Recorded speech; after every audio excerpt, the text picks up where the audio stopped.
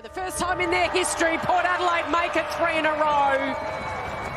It was the Matilda effect. Schultz with mark of the year, you'd have to say. And she led this team. She was the architect. The 19-year-old ruck star. And finals are alive for this side.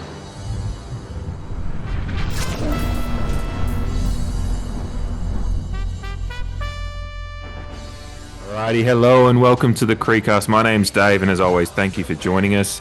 As we get into a big episode tonight, we've got a wonderful, hard-fought result, but a third win in a row for our Port Adelaide Lady Pear over Collingwood at Alberton Oval on Thursday night. Feels like a while away now, but we're getting to it this recording late Tuesday evening on the 15th here. So we'll talk about that at length and just the amazingness of some of those moments in that game and just the overall performance, considering there was a little bit of attrition, both injury-wise and umpiring question marks-wise. So we'll get to that in a moment. We'll also, obviously, the big news of the day as far as the AFL men's side goes is the Dan Houston trade has happened about 5-6 hours ago. I kind of have seen the details of it, but I barely got into it. So at the end of the podcast, once we've covered off the women, we'll just do a brief kind of instant reaction to it. And it will be really, because I was working when it happened, it will be a real reaction from me, because like I haven't looked into it too much, so it will be an authentic reaction more or less. But first of all, before we get into that, there's a lot to talk about with the women's side. They made it 3 on the bounce. They're right in the top 8 battle, just sitting in ninth, just outside the 8 at the moment, right behind our Friday night opponents coming up this week, St Kilda on the ladder. But really good vibes, obviously 3 in a row. I mean, 3, when we won last week against West Coast, that made it our most successful season, and 3 on the bounce is just something that was unprecedented in the previous last couple of years. We never probably saw that coming, but we had a real feeling that when we turned up on Thursday night at Alberton, Jamie and I were both there. Jamie braving the cold in his solid Alberton outer outfit, loved it, but I think he was wishing for some sleeves as the night wore on. But yeah, we turned up with a real feeling that we could go 3 in a row, and I think we started off dominating. Collingwood came back into it with a little bit of aid from the umpires, and then we ground out the result that we deserved. Maybe a little bit closer than we maybe expected based on just some, boisterous energy that we'd had out of a couple of good wins. But a win is a win is a win. And we got the win with a couple of massive moments that I'm sure Jamie is just itching to talk about. Yes, definitely. Hello to you and hello to everyone else listening or watching, whatever your proclivities are. It was heaps of fun on Thursday. Still kind of watching some of those obvious highlights and thinking about our time spent at Alberton Oval, which was a fun night overall. Mm-hmm. And like you said, it was, I told you, it was warm when I left home. I didn't think I'd need a jumper. And then when I got out of my car in the streets around Alberton, I quickly realized how the temperature was going to drop off a cliff. Mm. Nonetheless, froze my hands with beer, thanks to you and myself, of course. And then we hung around for the post-match, which was cool, up at the precinct. So a really enjoyable night as a whole, once it was all said and done, with some challenges along the way. And some obvious highlights, like I mentioned before. So looking forward to discussing it. Yeah. And I guess, having mentioned the night as a whole, it's real encouragement for people to get down there and support. We've obviously got the Friday night game this week against St Kilda, which is just perfect timing to get down there, like Friday night footy at Alberton. What more could you ask for? And then the last round, so we've got this week, then away to Gold Coast next week, and our last round game against GWS has been confirmed at Alberton for, I think, 4:30 on Sunday, the 3rd November. So you've got 2 more opportunities to get down there and support the girls. Obviously, a Friday night game, a Sunday afternoon game, bit of difference there. You get the precinct kind of thing afterwards, where most of the players pop up there. They do a Q&A. They had it was Gemma Houghton and Sinead Goody, I think. Sinead was the other one, wasn't it? Yeah, she was. Yeah, so they talked to them both briefly at the end of the game, and I can't recall the assistant coach's name now. Daniel Merritt. Yes. He was quite energetic as well and fun to listen to. Yeah, he was. It was a good value for sure. Yeah, so you get a bit of listen to them chatting, and just it's just fun seeing the players popping around, and we were kind of watching Julia Teakle walk around and trying to figure out how injured she was because she had nothing on her knee after the game. But unfortunately, No, I she guess, didn't. yeah, first point of news is that she's out for the next 3 to 4 weeks. So, like you, depending on, we can think about finals, although we still don't want to, knock on wood. But you'd probably say, depending on how deep we go, if we make finals, she's going to be Touch and go for sure. lucky to feature again. Ash Saint was the other one we're probably looking at. And she's not on the injury report at all. And even Kirsty Lamb up in the precinct afterwards had a bit of a strap on the knee and looked a little bit sore. Yeah, she was sore, but she's not on the injury report either. So just, that's footy. Sometimes you end up a bit sore after a game. But yeah, luckily, I think you said on the night when we were sitting there having a post-game beer, you mentioned at least it's an 8-day break. So from that game to this one. So that's probably helped a few of the sore bodies because it was cold down there. It had that nice, I guess you could say it's an east to west Alberton breeze that kind of favouring signature. Favouring that northern end, but it was chilly and the condition, and certainly we were wayward in that first quarter. I think it was 1-6 we kicked in the first quarter.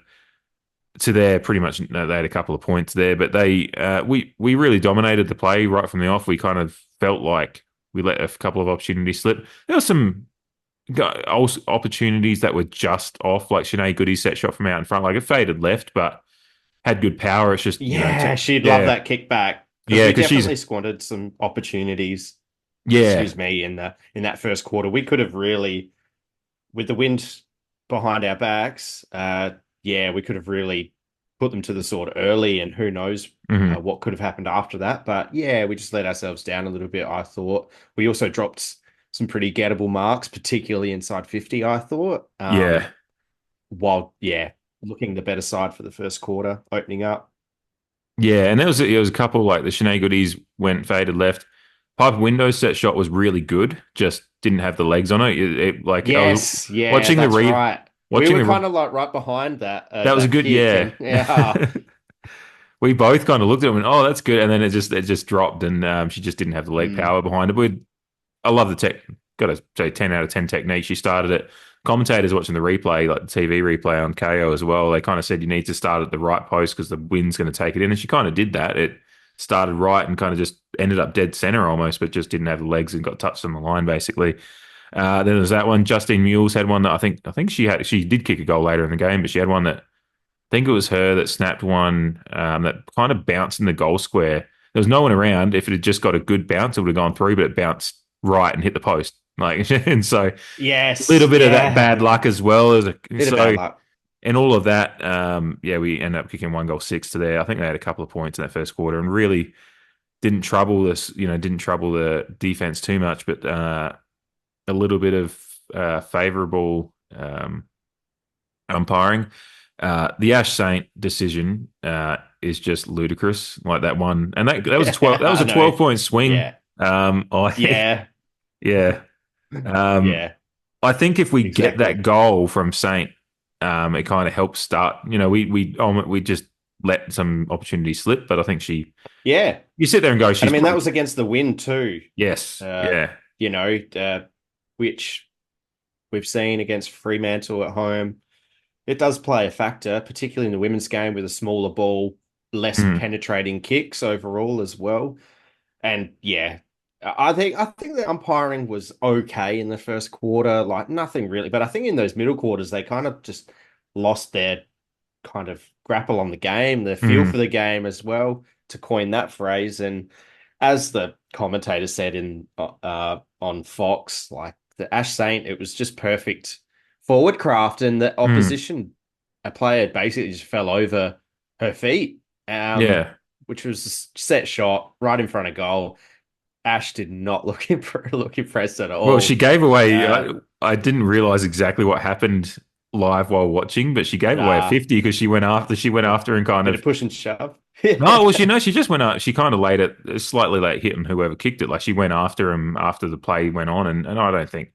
To be fair, I was just like, that's a 50-50-50 anyway. But they gave it downfield, I think, or whatever. And then I think Ange Foley got caught holding the ball soon after. So it was like three free kicks in a row, and because especially live at the ground, Oh, you just like you don't know They just exactly went what's up the happening ground. sometimes, and then they kick one, and so it's gone from Ash Saint right in front for what looked likely a goal for her, and then us increasing our lead to suddenly they've got their goal, and it's tightened up, and they did get a bit of run on their marking. You mentioned marking again, stats for the game.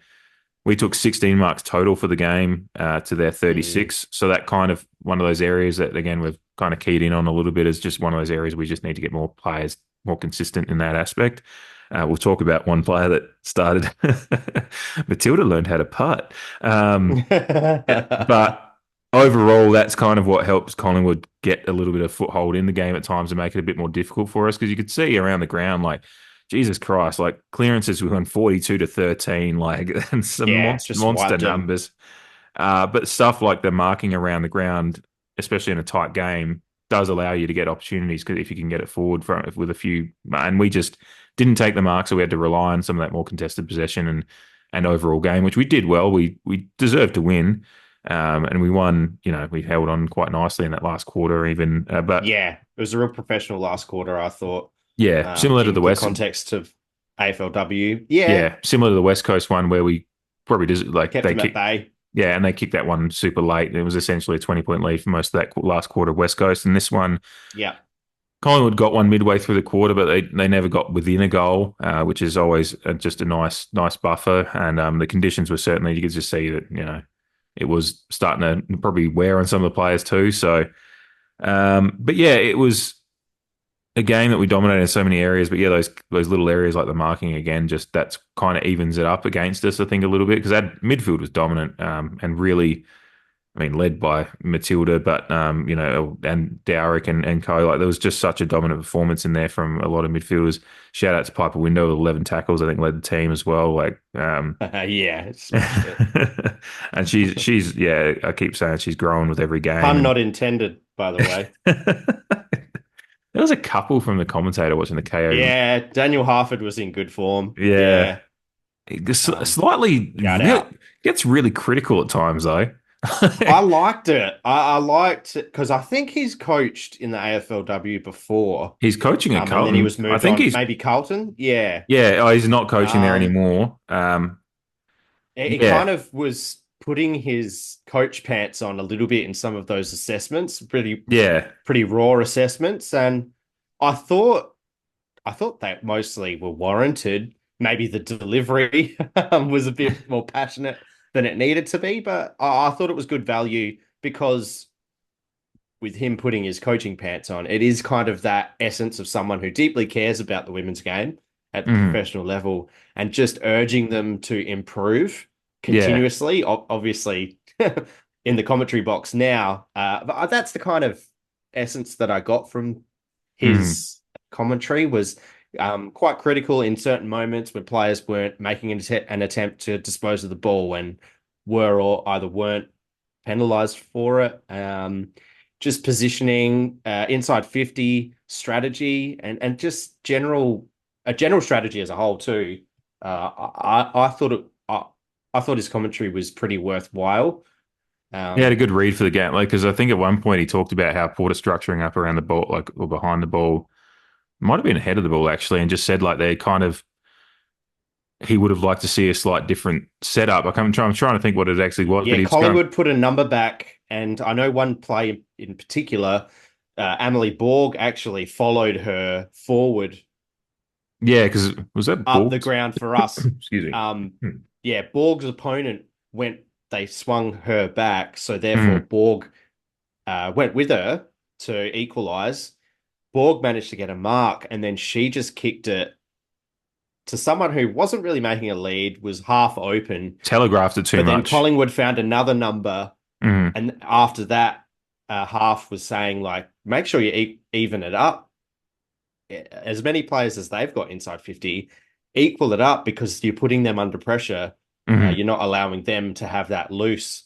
So that's one passage of play that I distinctly remember in that regard. Uh, and they commented on Collingwood putting numbers back early as well, like in the first quarter in Yeah. particular. Funnily enough, both quarters where we had the wind. Mhm. Yeah, it's interesting, especially on the W side with the grounds they play out, like the kind of wind, and again with the kicks not being quite as powerful. It really is making there's a real strategy to what you do quarter to quarter, Mm. and how you work with it.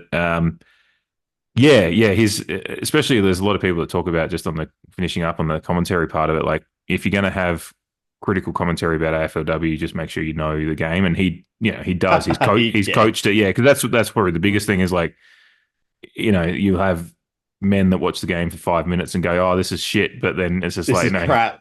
he's actually one that's Yeah. coached it, and Yeah. so it's Yeah. warranted criticism, and he knows the Just players yeah. quite well.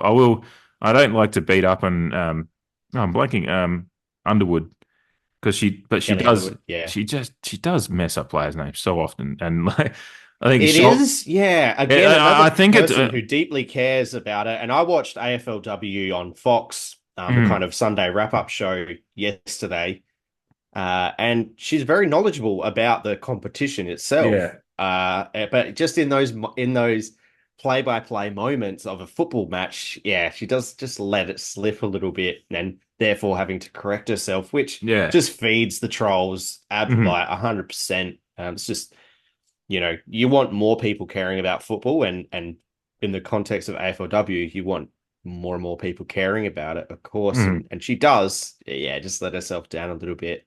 But just to go back on half again, just while we've been talking, like we might come from the angle like, oh, you're being a bit too critical. Like we know what they should have done because we know football, but I suppose he's also talking to people at home who may only watch AFLW, or young women who are looking Mhm. to learn the game of Aussie rules football, who are or already playing, and like maybe there's a bit of that too. Mhm.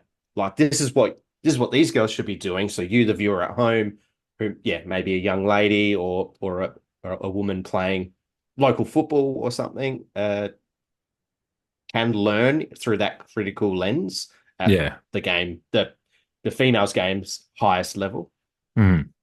Yeah. And it was enjoyable to listen to.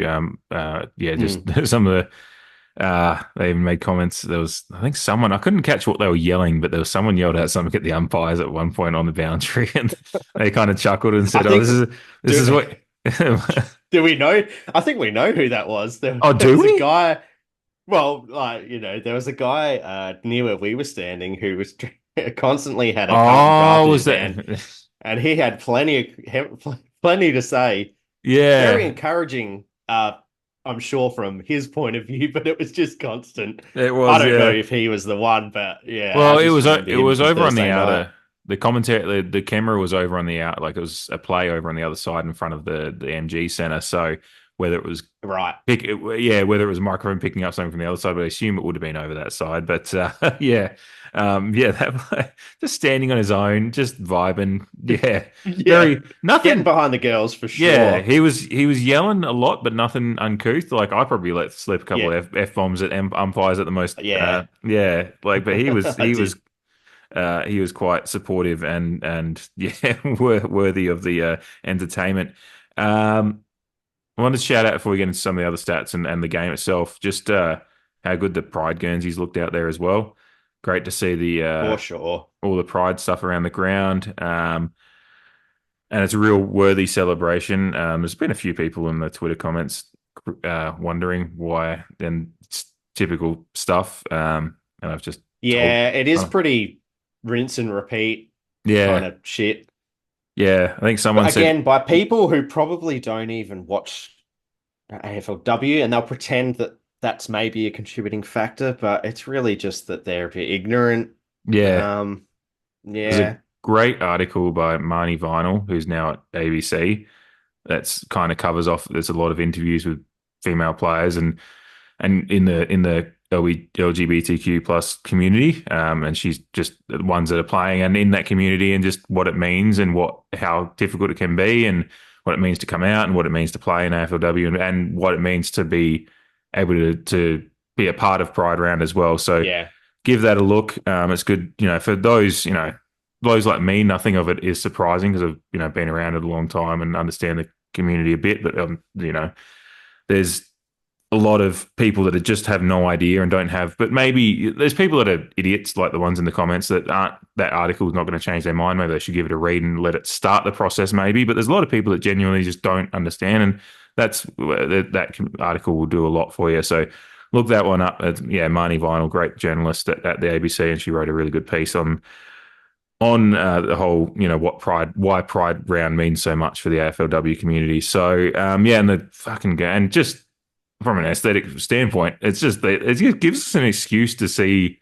I want to see it in the men's competition. Obviously, that's going to be down the road, unfortunately, just because men are men at times, and not speaking about us, but just the broader community of men. They're going to be a little bit more pushback if they try to do it league wide. There has been Sydney and St Kilda a part of it, but aesthetically, it's just taking away all the other stuff. It's just cool to see cool fucking Guernseys out there with really cool designs. And and weren't we loving Gemma? You in particular, Gemma's longies. She's really warm to the long sleeve, but that Pride Guernsey looked even better with the long sleeves, we thought. And I got to admit, I didn't actually realize that the rainbow ribbon design was actually they were outlines of thunderbolts. I was totally oblivious to that fact. But once I realized, I was like, that's even better. That's cool. Another merchandise like opportunity for clubs as well, like from a capitalism point of view. Like, I assume proceeds of it go to hopefully non-profits that help aid the queer community and pride efforts and whatnot. I haven't actually looked into that. That would be a good thing, even if it's 10% of profits, and because again, there's a bit of money that goes into producing these things. But if there's some money at least that goes to because I know some of the Indigenous round stuff, they get some. I think there's some proceeds that go to non-profits, and then like Anzac round as well in the Anzac appeal, men's comp. Yeah, exactly. Yeah. So hopefully there's that, but it's just fun seeing some cool Guernseys out there that do. Also, there is a discussion point to them, like why are they wearing them, and then yes, maybe there'll be some arguments from ignorant people around the table as to why. I certainly have had them with some people in my own extended family at times, and other people I've known. But it's good to have discussion points. It's cool to have cool fucking Guernseys out there, and as you said, Gemma's was. As soon as I saw her run out in the longie, and then I think I looked at you and said, Gemma's in the longie. A visceral reaction. And then I was like, and then you just went, does the design carry down the sleeves? And we're both like turkey necking, trying to see, look down the field as they're running out. And I was like, and it's just like, yes, they do. Yes. Absolutely. Yeah. And I think, and so the game hadn't even started yet. I know. We're already frothing with our beers just over Guernseys, and then the game started, and then there was some pretty good highlights in that too. But we'll have the home version of the Pride Guernsey, I assume, this week against St Kilda again at Alberton. We've had two home games in a row, so they've won the away one in a home game. Cynically, against of course it was Collingwood. Surprised they didn't make us get the teal number from 2002 out again or whatever it was. Oh man. But I am. So am I. Collingwood didn't even wear white shorts as the away team, which I commented on as well. It's just all very convenient, but we do get the opportunity to wear both, thankfully. Yeah, and in front of a home crowd, so which is great. Back to the game though. I mean, we've already covered off. I think, we've kind of covered off the fact that we think we probably win by possibly put the game away in the first quarter.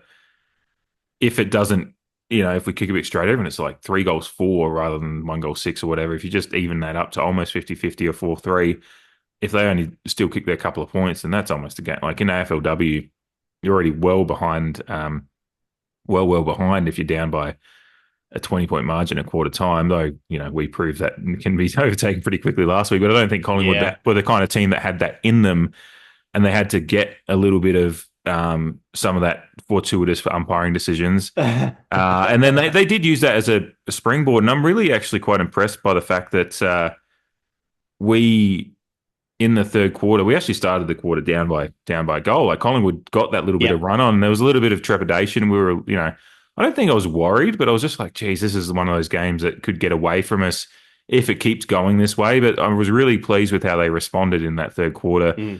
Particularly with the fact that Saints had gone, and we looked because we were standing right and kind of between the stands there, between the precinct and the stand, and had a pretty good view of the Port bench.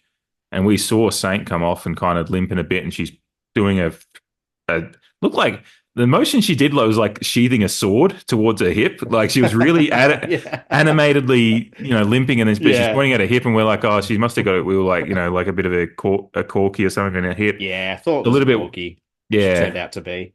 Yes, so we were a little bit worried that she's going off at halftime, and then obviously there was the adversity hit because we're still 5 points down when Julia Teakle goes off in that third quarter.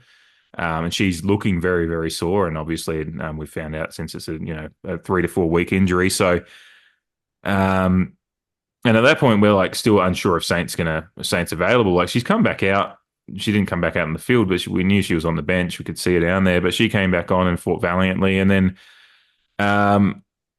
we get then the moments started to happen. So before we get to that though, I just wanted to say I think it's really good that we did fight back from that because that is a bit of attrition when you might be a little bit frustrated. I'm sure Saint was pretty fucking frustrated that she had some brilliant forward craft and just weren't getting rewarded for efforts with because umpiring decisions that should go for you not being rewarded. Some of the holding of the ball ones were there, but then I still get a bit of confusion with the men's game because you just some of those ones like there's some of those ones. There was one I think Ebony O'Day's gotten pinged a few times this year where she's basically just like she's getting she's getting tackled and she's falling on the ball and it's not really she's taking possession while being tackled and it's just you don't see those ones as much in the men's competition and so I think I've got to try to just make sure my mind flips, but it's hard to differentiate when you objectively you think.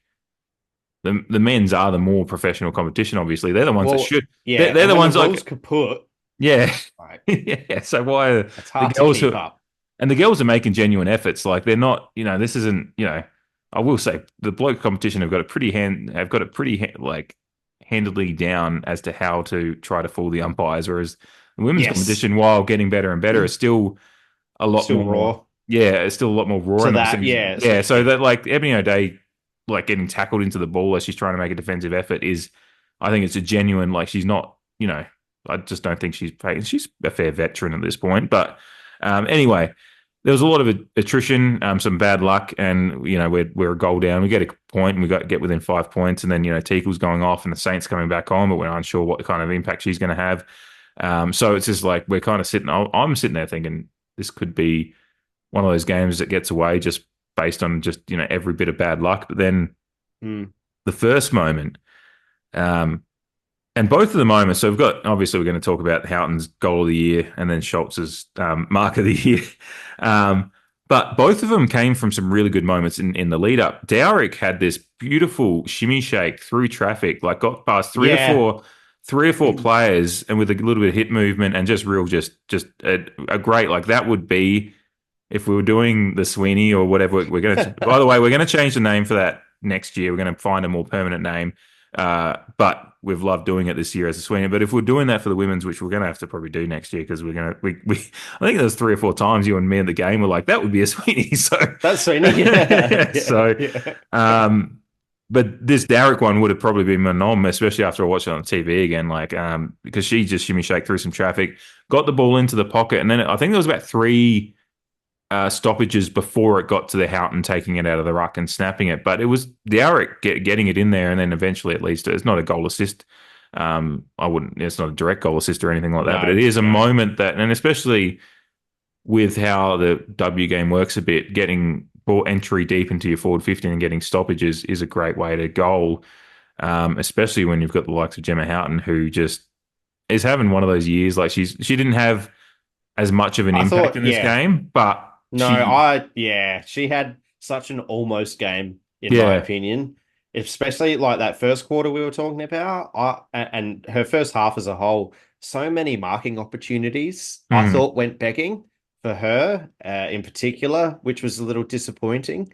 But she's a pretty good mark, and by comparison, to she generally handles the ball fairly cleanly. But for whatever reason, she just had an almost night. She was getting herself in dangerous positions, really testing her defender, but just couldn't seal the deal.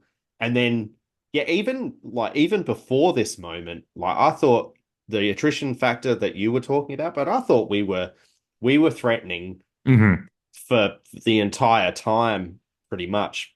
At the start of that third quarter, we just couldn't generate something, or there would be a mark on the line, or but to put it back to Houghton, up until this point, it was like, oh, you're so close, but like it's just not working out for you tonight.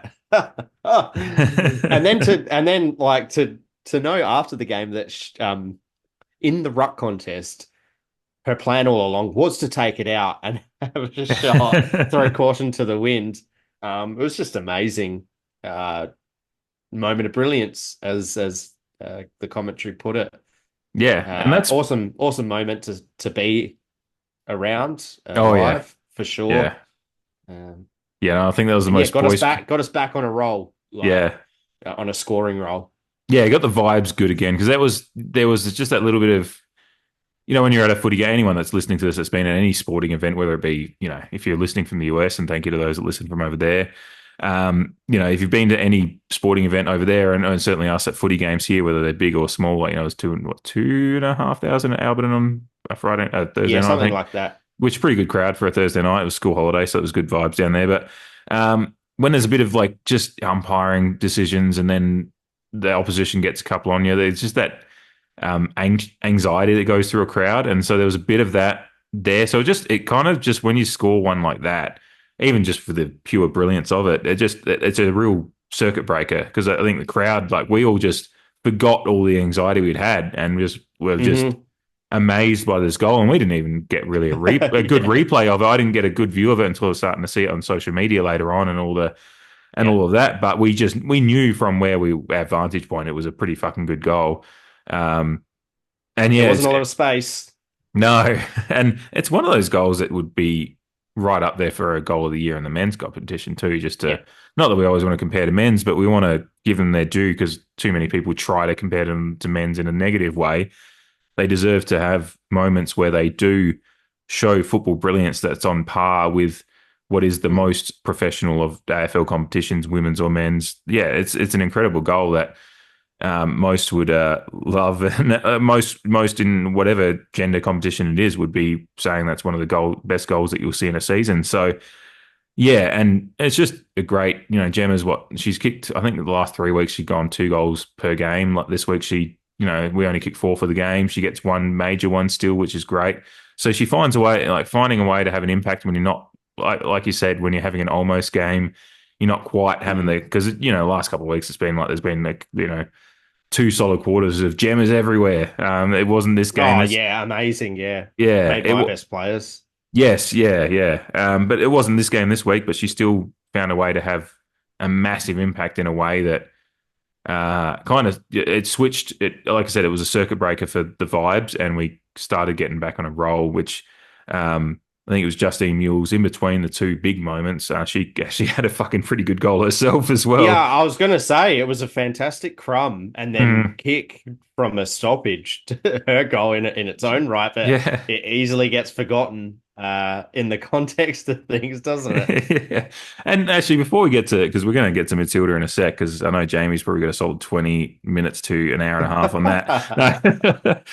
To go back to the first goal, by the way, Caitlin Wendland's one that we've often talked about this year. She's one of our injury replacement pickups. A great goal that came from, I think, Gemma bursting out of the centre, getting the ball forward. Ella Bogue, who had a good game, and she's quietly having a good season, building as well as another one of those young players that's been there for a couple of years but still quite young. But Ella Bogue just running onto it and kind of keeping the ball moving forward because she couldn't quite get possession, and then Wendland just.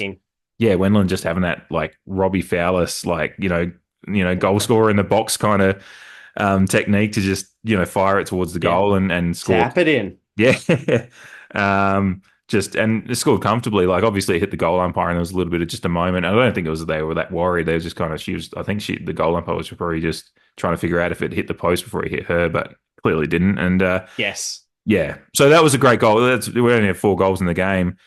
All of them were actually pretty Well, actually, no. Matilda's goal was pretty after the mark was pretty the most not like Mm. straightforward of them all. But the mark is what we'll talk about in a moment. But yeah, Good set shot kicking action, though, I would say, which is good to see in the women's game. yeah, For such a good field kick in Sinead Goody, she, as we said, she muffed her set shot, but it was mm, good that because usually with a big mark, and again, the men's game with speckies, yeah, generally, if it's a specky and then a set shot at goal, generally they stuff it up because yeah. there's just that overwhelming rush of blood and it's just too much. They kind of fall a bit off kilter after the fact. Mm, But yeah, she did the business on both accounts, which was good. Good, solid set shot kicking action too. yeah, yeah. After a pretty good mark. Pretty good mark. Might be goal of the year, wasn't it? Yeah, we should talk about it now. I think it was the social media account posted an Insta DM where they've like messaged Mitch Georgiades and asked his opinion. He's just like, Yeah. just give her the car now. Like, Yeah. I love that. Yeah. We need to set it up though, because you and I early in the game, because she missed one, she was in the square and kind of probably overshot it a little bit, and like just clearly would have been a mark in a good goal scoring, straight in front opportunity. And we both said to each other on the night, it's just the one part of a game. Once she figures that out, she's going to be a monster. And then she took a mark on, I think I had it. She had it midway. It was midway through the third quarter. Back? More like just wing, like on the wing. I feel like maybe just on our defensive side of the wing. But it was like a solid mark too. Yeah, and I turned around. I actually forgot about that. Yeah. Well, I'm surprised you because I turned around to you and was like, "Oh, that was a good one." That's when I brought up the Happy learned how to putt line from Happy Gilmore, and you did. Yeah, and you turned around to me and said, "Oh, when she takes another one, then I'll start believing it." And then like, fucking takes the best fucking mark she possibly could to like send that up. The worst part about this is, and I didn't. Luckily, you were watching it, but you'd gone to take a piss, and then I was in the bar. Yeah, I know. I know, like, yeah. As she took it, I turned around. I was like, "Is he out here yet?" I was like, "No," but luckily, you did see it at the bar. I was worried. Well, I thought the odds were in my favor. Like to be fair, she did. Yeah, she'd taken the one mark, and based on form, situation of the game, I was just like, I could duck off now. I really need to go to the toilet, and I really need to top up on our beverages. And then, I was at the bar literally paying for my beers and seeing it on the screen, and everyone in the Bob McLean bar was just, they got up. Like, there was quite a few people escaping the cold in there. Yeah. I wasn't, although it was nice little respite from the cold weather. But I was still over the moon regardless, because I saw it, because I had the commentary, like, although live is great, like I you had your own. Ground. I saw it, and I had the commentary to go along with it. But then, there I was trying to heavily pace with two not very foamy beers. So there was a lot of like management of keeping the beer in the cup. And I was just like, get out. I need to get out. I need to at least watch her kick the goal. Cause, no, I did turn around. Position two. I did turn around because I kept on looking. I was like, is Jamie coming out? Yeah, because we need to celebrate this. And then, you come out just doing that walk. And everyone knows the walk when you've got two very full beers, but you're trying to move quickly. And you're just like, it's just like this standing up crab walk almost. Like you're just like the beers is very delicately out in front. And you're just. Well, beer, man, like beer is like a cappuccino. You need that wiggle room with the froth on top. Yes. For movement. And they did not have that at all. And I'm not going to like sip your beer and just to lower the levels a little bit. I mean, I wouldn't be worried about it, but I'm pretty sure I did that to one of yours at one point too. So I was walking out of the bar. Look, you heard it here first, folks. Well, it's a good thing you haven't gotten sick this week, and if you did, I'd just say it was probably your kid anyway. So unless I got sick too.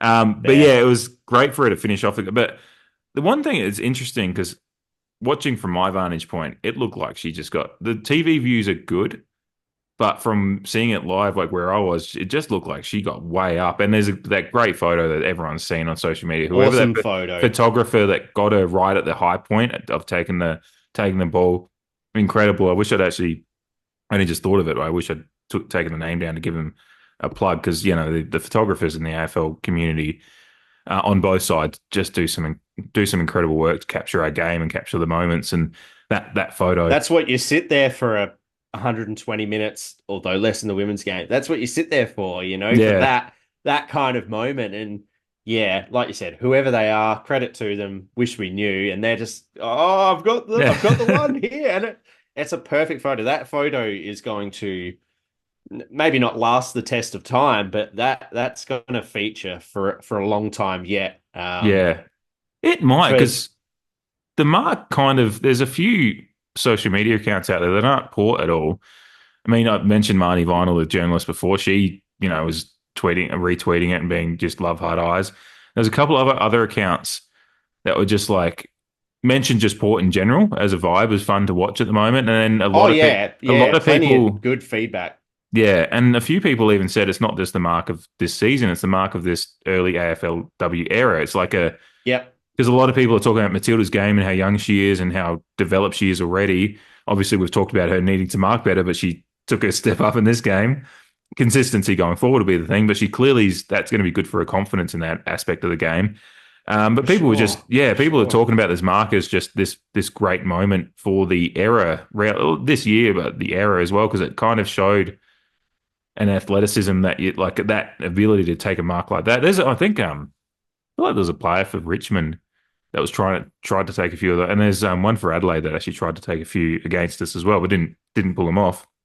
So there is players out there that have that ability, but to actually pull that one down like that, and particularly her size as a player, a lot of the big marking specialists are smaller forwards because they have that kind of athletic. There's that different athletic that spring build. Yeah, that spring, but that was just all, she's clearly got some spring as well as just utilizing her belt. Like the fact she had a decent run at it, and got the lift, got the knee in the back of was it Cronin? Is that the I know. I don't know actually, to be honest. Yeah. Victim number one. Victim number one is what I'll call it. Sorry. No, it was Cronin. I was right. I was right the first time. It was Lucy Cronin from Collingwood. Just got the knee straight into the back, got the elevation, and absolutely floored her. Yeah. But as good as the mark was, and while you was talking, I was thinking about that Taylor Harris kick where she elevates off the ground. Yeah, the one that's lasted quite a number of years ever since, and well spoken about. So, it kind of reminds me of a similar thing. Especially because, as we just said, there's such an iconic image of this mark as well.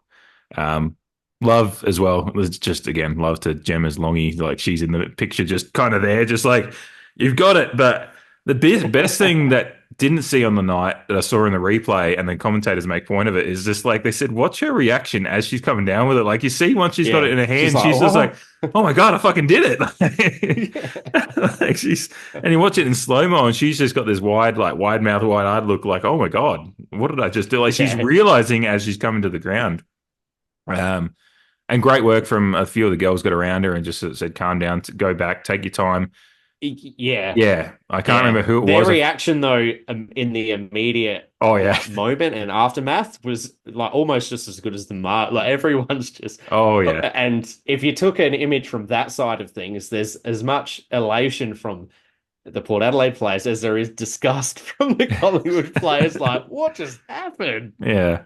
Like, for fuck's sake, like, that was awesome, but we don't. It's kind what happened? Kind of like the ones that get put on a poster in the NBA, like, the ones that. That's a great. It's just like there's always the other side of the big dunk or the big mark, so to speak. So, what was it? It's always one of those ones I love is like Big Tommy Logan's mark was over Luke Hodge. Like, I've always loved the fact we put Luke Hodge on a poster, so to speak. Or a trading card, as I have that one. But it's there'll be a lot of that's going to be the thing. If it is an iconic image that goes forward, it's going to be those Collingwood players that won't get actually named too much, but the ones that know that they're in it. And it was you have to see this fucking Matilda Schultz pick again, but it's good for our league. For the rest of my life, yeah. And to be fair, they won't be the last ones. Yeah, as the league develops in that regard, related to a Matilda Schultz mark, I'm sure of it. Yeah, well, that's what as the commentator said. She's still just 19. And she, by the way, just a quick note to the Pride thing. She had a really good interview that came out about her relationship to Yeah, Pride and like just how it's just like fluidity and sexuality and gender and whatnot. It's just like she's just like she's because it came. I didn't actually realize they were dating, although it makes sense because no, we were sitting there. So they. she's dating Abby Dowrick, and like Abby was standing near us and talking about how she's like waiting for a ride home. From I assume Tilds and her family, and then when I saw the interview, I was like, "Oh, that makes sense now." I was like, "I mean, they're I had the same friends, kind of yeah." realization too. So shout out to two of the players that dominated our win. In Abby and obviously Abby again. We mentioned it last week. She was a big hand in designing this Guernsey alongside Hannah Ewings. But yeah, Matilda's interview, that was just a really refreshing interview to read and just again more perspective on the whole thing. But yeah, just that mark's going to live long in the memory. I mean, how many times? I mean, I've said to someone this week when I was talking about the podcast, and I said you've like got your player and the men's and the player, and like Matilda's just the one. Matilda's your Willem Drew of the women's side. I think Yeah, like just that yeah, favorite yeah. player. Like we all have our favorites, and yeah, like I wonder how many times you've watched this, Mark, because I've I watched have it a watched fair it a bit, lot. but Yeah, I think you'd have me beat on it for sure. um, yeah. I've definitely. I can't remember how many times I've watched it. I have definitely watched it a lot, and I mean, it keeps coming up. So, mm, like algorithms being algorithms just keep feeding the beast a little bit, and I mean, which is great. pretty easy. Yeah, in that Yeah. regard, yeah. Pretty easy player to label your favorite player, like, um, but yeah, There's a fair yeah. list. There's a fair list of the women's We're play. Like, building a list. That's yeah. for sure. As I said, I'm like Um, every game, Piper Window plays. I'm loving her game. Like again, she's just her tackling, and even I know she didn't kick the goal. I was really impressed with the technique. I'm like, that's more what I'm watching in the development phase of because she had a bit of time around center stoppage, which I yeah, enjoyed. mm-hmm. She had a few moments where she either burst from the stoppage or She threatened. Um, had three clearances, so yep, yeah, beyond. yeah. I mean, I know we're going to get stats in the votes, but beyond Matilda and Abby with their 9 clearances each, no one else had more than three. There's a few on three, but Piper had three. So, I um, thought it was interesting yeah, from that point of view, and like you said, we'll get to it. But I did think it was interesting, especially after finding out that they're a couple. Like I thought those two clearly dominated the game, but then there yeah, was a fairly even contribution under them. Not to say other people had bad games; it was just very even for that large chunk of players underneath them in I found performance. the votes quite difficult after those two, which Yeah. is teasing a little bit forward, but I think it's probably going to be obvious who gets the two, probably top of the table in votes. But Also a bit of a credit to the team. yeah, And I don't, I think that's why we're mm, finding ourselves in the position that we are, pushing, knocking on the door of the eight. We've won three in a row. Obviously a club record in the women's mm, game. I think, yeah, we copped those whacks in the most tumultuous period of our condensed fixture this season. We copped a couple of whacks from some good teams, and the Kangaroos are dominating the top of like at the top of the table. with a Haven't, percentage of over 300, like gee whiz. yeah, haven't lost a Uh, game. They did draw one, but haven't lost. So yeah, yeah, and it's not to dwell on that. It just shows that we were maybe a bit naive, had some lessons to learn coming into those games. We've mm, obviously learnt some of those lessons, and I feel after that game and then the Richmond first, second quarters, we've really kind of, yeah, put in a greater focus of getting more people involved. And we spoke about it last week and about getting some of our better players involved more often to positive effect, because at the end of the day, we're in a results-based industry and we need to be winning games, and winning games has a flow-on effect for confidence, mm. morale, and yeah, lessons learned. So yeah, it's a credit to the team that while we have our superstars and budding superstars, we're just generally having a fairly decent contribution from the majority of our side.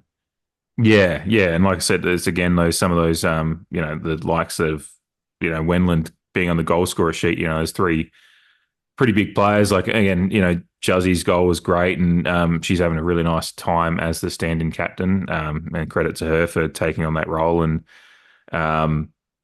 also shout out to the banner, whoever did the banner. It was a pride banner, but it also had Juzzy 75+1 or something like that. So a point to celebrate her milestone at home, which I thought was really good. But yeah, a lot of even the likes of, we haven't even mentioned like Borg again, just really good down back. Ebony O'Day, Gosh, showing those glimpses.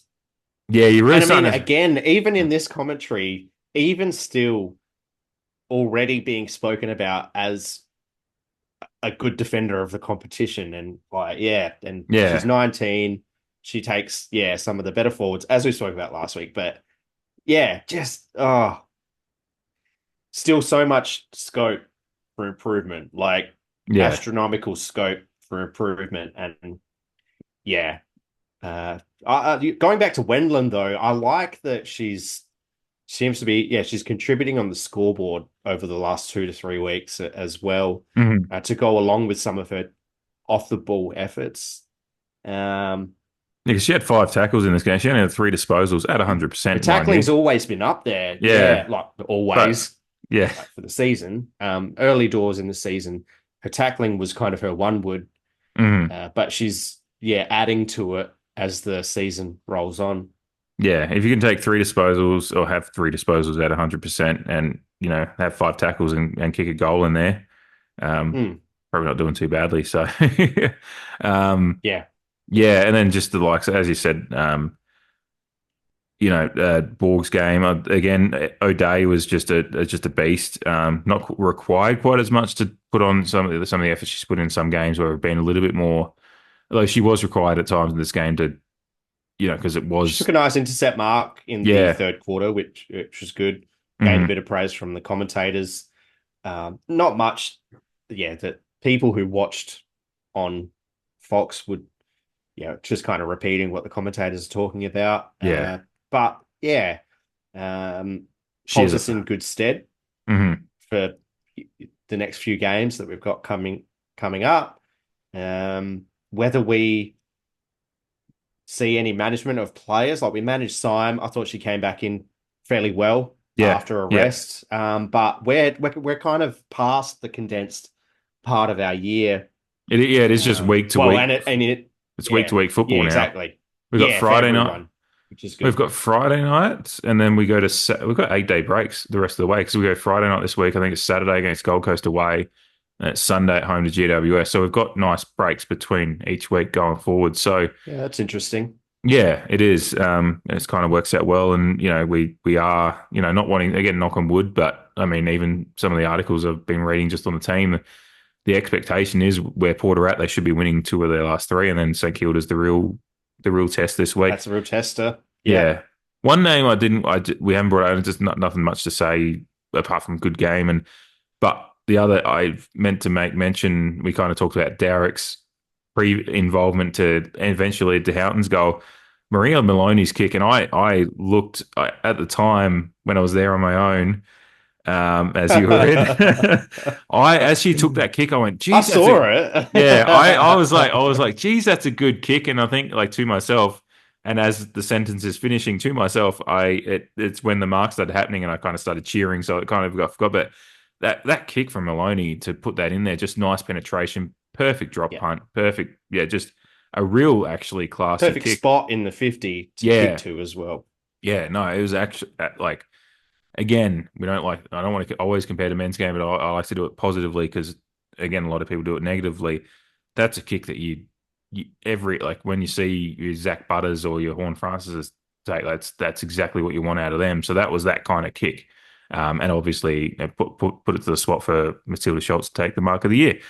So hopefully Maloney gets a lend to the car here and there, because it was the perfect kick for her to be able to launch. You don't get a mark like that, without a decent kick coming in, because if it just flutters and floats in, but it had the penetration. And it was And the power Yeah, on it for for her to sure. for Matilda to launch at it and have it come to her rather than have to for her to have to overreach for it Yeah, because it's flooded in or pull something like something that. So out. Yeah, yeah, yeah. so And it came off um, the back of us probably trying to kick a bit too close to goal, which was again commentated on mm, in real time. Just getting a bit too close to goal, making it a bit too easy for the Collingwood defenders prior to those moments. And mm, so, yeah, in that regard, to have that presence of mind, a decent kick, obviously with the wind on her back, to a great spot, and yeah, like that, it was in real time a perfect example of what half in particular was saying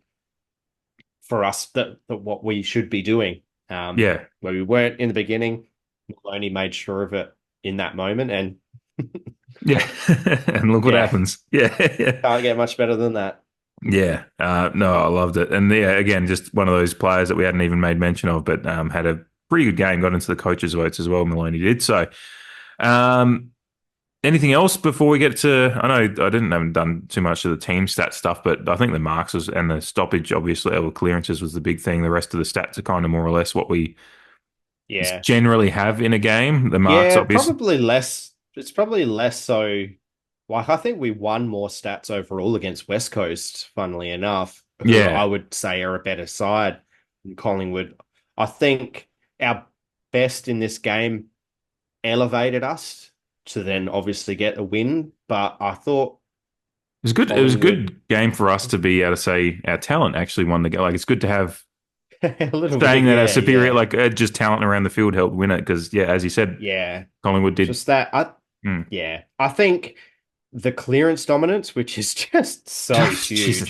I insane. think maybe, yeah, that first quarter in particular, again, to go back on it, like Mm, I'm just picturing a North Melbourne or even an Adelaide. Unfortunately, if they're winning clearance by that much, they've probably doubled the margin, I would yeah. say. But We look, were each game is, minus 11 on turnover, which is the big one. Like just little ones like that, and then the marking, all those little ones yeah, like that, just marking, help even yeah. it up a little bit. We kind of home ground advantage didn't really suit us early days. We kind of got ourselves running under the ball. I don't know if I've said this already, running under the ball a little bit, allowing Mm, Collingwood, some easier marks. They took some contested marks themselves. mm. But sorry, just on the fly, marks inside 50 is something we spoke about last week. So That's even then, yeah, yeah, they actually took 7 to our 3 inside 50. So which makes it yeah. pretty impressive that we ended up, winning and actually outscoring them as far as scoring shots Mhm. totals as well.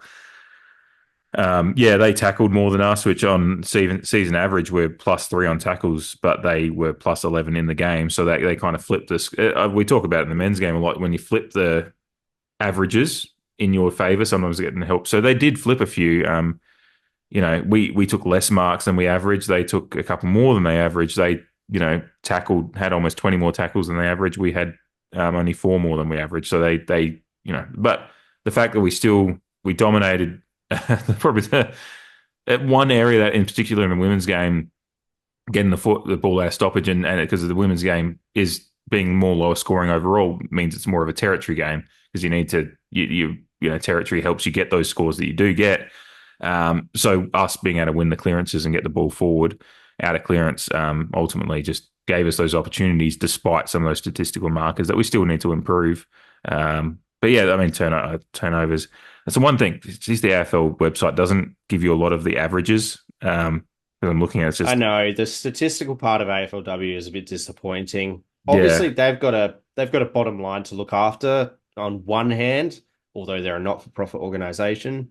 Mhm. Uh, yeah, some for people like you and I who like to do a bit of a deep dive and things like this, yeah, some of the missing stats are a little disappointing, but Yeah. um, I If don't I know had if the I really, time, I could put it together because I could go through each yeah, game yeah, and make an average. But we do this as this is a hobby for us. We don't labor know. of love.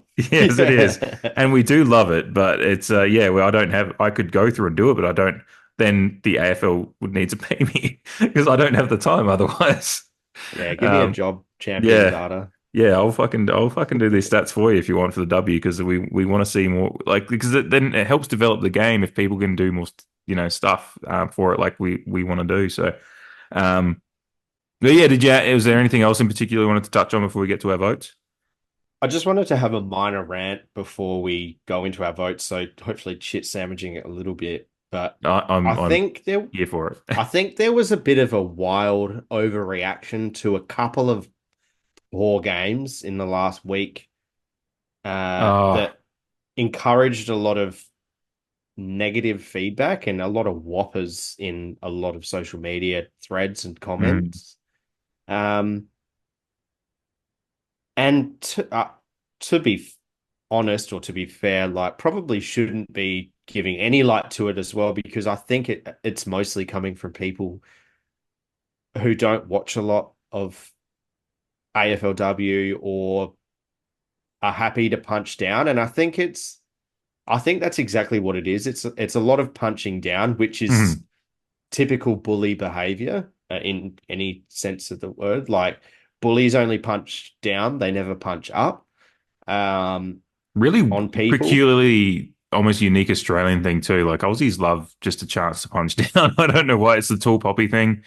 Tall poppy, yeah, love to cut people down to size, and bullies love to punch down on people that are lesser than them in some weird internal metric or however you want to put it. But Kim Dillon on SENSA put it well, in my opinion, in regards to Tony Jones's comments. Kim Dillon said, like, don't give me problems or negative feedback if you're not going to give solutions, because that's exactly what a lot of these people are doing. They're just kind of throwing toys out the cot,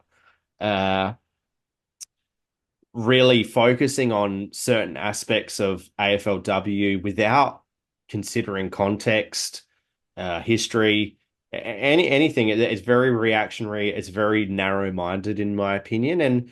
And we're all very cognizant to the fact that the AFLW competition, if you're just purely looking at it from, are they kicking lots of goals, or, are the skills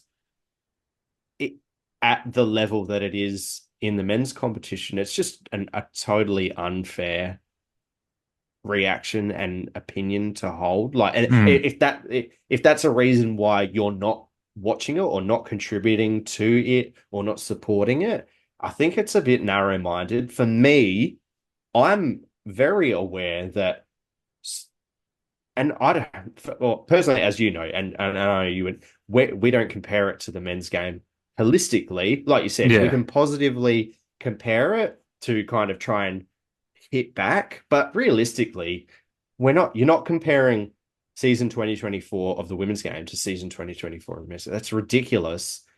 We should be comparing season 2024 of the women's game to about maybe look at what a fucking scoreline in 1880 of the men's was. Yeah, and the women we've said that a few times. Women are being totally asked right. to professionalize far quicker than, because the men's game happened, as you said, kind of organically and everything from 150 odd fucking years ago. And it's the same as like fucking soccer was like back in the day. They sometimes played on fields of trees on the field, and they've fucking had to rewrite the offside rule like 50 times in the last 150 years to figure it out. And then the women's professional game starts, and people go, "You need to be better immediately." And it's just like it's the same things happen in AFL. It's just like, and the women's soccer has improved so much, but they've had a lot more time. And the women's AFL game, you and I, and now that we invested once Port came in, I've seen drastic improvement just both in our side, but watching other games as well. Mm-hmm. Yes, you have your shit ones, but guess what happens in the fucking AFL men's competition too? You'll have games where they only kick context. Yeah, absolutely. You'll have a wet weather game, or even so, it doesn't always have to be wet weather. It'll just be a fucking shit game. And yes, maybe they kick a few more goals in the game, but if you actually look at it and have the lateral elasticity of mind to kind of compare it, you go, that game was not much fucking different than that women's one. But you're beaten down on the women, but you're just saying, oh, that's just a bad game. But the women's one, you're making it a whole thesis about why women shouldn't play footy, rather than actually just going, that's just a bad game. Like, It's just going to happen. And it's just a and bad game or also, some bad tactics, as it was a lot of the feedback about the Western Bulldogs in particular, who are in a yes. rough spot. They deployed particular tactics to defend score. Not a lot of people agree with it, but it was a tactic and it was one game. They've been hammered this year, but there's also this false, like, I'm sure there's like a analogy or a name for this behavior, but just creating a,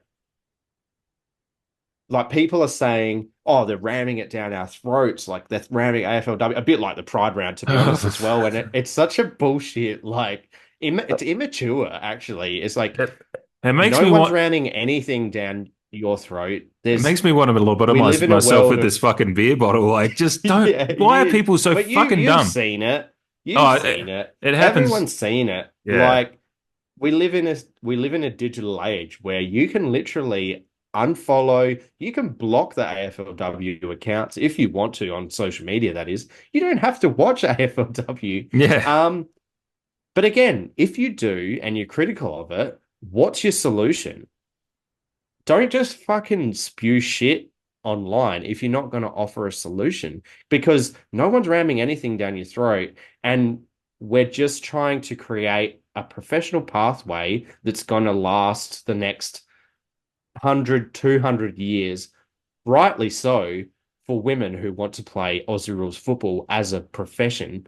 And then when you get to objectivity, if all you care about in a football match is how high the score goes, which again isn't always a great thing, like, to draw it back to the men's game, high scoring game, sure, it's great for ad revenue and shit like that.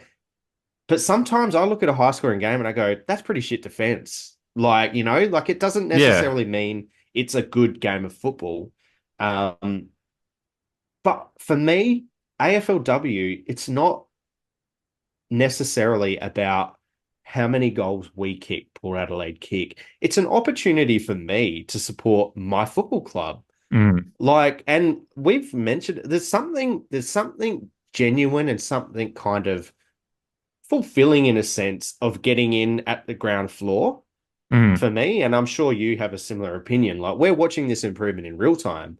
Like, we're projecting how good Matilda Schultz will be in a few years, but also enjoying the fact that she and the team are better than they were last year, they were the year before, but then the AFL competition 10 years ago or 11 years ago didn't even exist. Like, that's what you should be comparing it to. But for me, it's just like, well, if Erin Phillips was over, sorry to interject, she was over celebrating the 10-year anniversary of one of her WNBA championship wins just a couple of weeks ago. That's where where AFLW was 10 years ago. Fucking Erin Phillips was having to play WNBA, which she had a great, like, she's a fantastic basketball player. Yeah, so fantastic. She didn't have to. She is just fucking one of the greatest athletes Australia's ever produced, which should be noted more because of what she's achieved. But yeah, that's the development we've had in the last 10 years, to your point. Yeah. And they go, oh, well, the skills are no better to the under 15s at fucking Lockley's football club or whatever. So with that feedback, I go, well, but you still support them because you want them to improve. And if that's your local club, I have no affiliation to Lockley's for some reason. It just it's so funny because pumped into my head. But the house I partied at for just years, and still one of my best friends from high school, they had a house down in we'd always, and it was like right on the Torrens River there, so we'd always walk around the river there and drink far too much piss. And the occasion I walked back all the way from, this is just incredibly dangerous, but back in the youthful days where you're just, I don't want to pay for a taxi because it was like 3 a.m. and I'm like, I'm going to walk. I followed the Torrens all the way down. I just walked the Torrens right. at 3 o'clock in the morning, which in hindsight was just incredibly I think I might have dangerous. been thinking of Marmalade just off the cuff. Just to But try and think. Have walked to the Lockley's pub a couple of times. Yeah. Northeastern lad. Yeah, but the fact of the matter is like, yeah, cool. The skills might, if you want to make that, rude comparison, like, you still support your local club because you want them to get better. So you will stand there, you will support, you will get around them. with the hope and expectation that they'll gradually improve. Even, to put it on a senior level, maybe D grade at Lockleys or whatnot, C grade at that. Or was it the Div 12 Rezzies or whatever it is? Yeah. Yeah. So in that regard, like, back to, like, for what I'm supporting this club, it gives me an opportunity to support my club. Yeah. It's a no-brainer for me. I get one thing I do get is by this time of the year, some people are probably footy fatigued, especially with the trade period and all of that and the men's competition going on. Like, some people want a break from football, and I get that. And that's not a sinister, like, that's fair enough. But yeah. But don't but hopefully those ones are the ones that just disappear. They don't criticize they have the thought that they have the, intelligence to go, I don't watch this. I don't have any involvement in it. So I'm not going to criticize it. I just won't partake at all. Because you have, and so I just wanted to make a point because you said about like the people that complain with no solution. Because then you have, because the solution is pay them far better, make them fully professional, give them the time to do what the men do. That because Julia Teakle's her little pocket profile or whatever I read a few weeks ago, she's talking about the couple of days a week she does. I can't remember what job it was, but a lot of the AFLW players are still part-time professionals. They're not fully professional. So give them the development and obviously the development, not just in their pay, but also this ridiculous congested fixture they've had. If you give them the same playing field as the men's, it will still take some time. These things don't, Rome wasn't built in a day and all that. But you need to give them the same platform and then give them a decade, and then they will, and the skills will still be different because their women's bodies they're slightly different. So, but they will get a lot closer to what you think of as good footy. And again, there's been men's games, including Port. Port had a game, unfortunately, against Crows this year. They kicked 5 goals, 18. It's one of the worst fucking performances you'll watch as far as skills go in front of goal. But we didn't. We just complained about a bad day. We didn't make it a whole fucking thing about men's footy should go away. Yeah. So, but then some Port supporters, fault the club. But the thing, this is the fucking cognitive dissonance that the fucking idiots have, is like when you say that, well, no, they haven't earned the opportunity yet. Well, then let them earn the opportunity. Don't complain now. Yeah, that's the fucking thing. Yeah. They're doing the work now just and help improving. Push it along. Yes, but they're like, oh no, they don't deserve that money because they're shit now. It's like, well, then give them the opportunity to get better, and they're not shit now. I'm just talking in the parlance that the idiots do, but they're actually improving every year. If you actually watch it and partake in it and actually enjoy it rather than just be a dickhead and look for an excuse to be a dickhead, you'll see that there's improvement year to year, but it will take time unless you put all the investment in right away. And the AFL is, for whatever reasons, just doing what they do with the fixture and everything like that, and they're taking it slow. And some people have complained that it expanded too quick. I don't think that. I think they needed to get to an 18-team competition and have all fan bases involved to be able to then get to this next stage. But I'm sure you'll find the most recent article I could find was from 2022. So it's, take it with a grain of salt. But in 2022, AFLW memberships were at a record high, whatever that may be. I would only imagine through natural progression that it is even higher now in 2024. And to go back on scoring, like, if football, maybe to draw it back to me, I don't watch football or sport just for a score. I watch sport for a contest. Yes. You're still getting a contest, regardless of whatever your opinion on skill level is, you're getting a contest. One thing I will say is that due to the expansion, we do find ourselves in a position where there is quite a gap between the worst teams and the best teams. So maybe a logical solution would be to Div 1 and Div 2 it for the time being, with aims to then go back to a holistic 18-team competition, because you can't take teams out now. That's ridiculous. And some of these obscure rule changes or structural changes, I think structurally the game is where it should be. And rules I'm happy with. So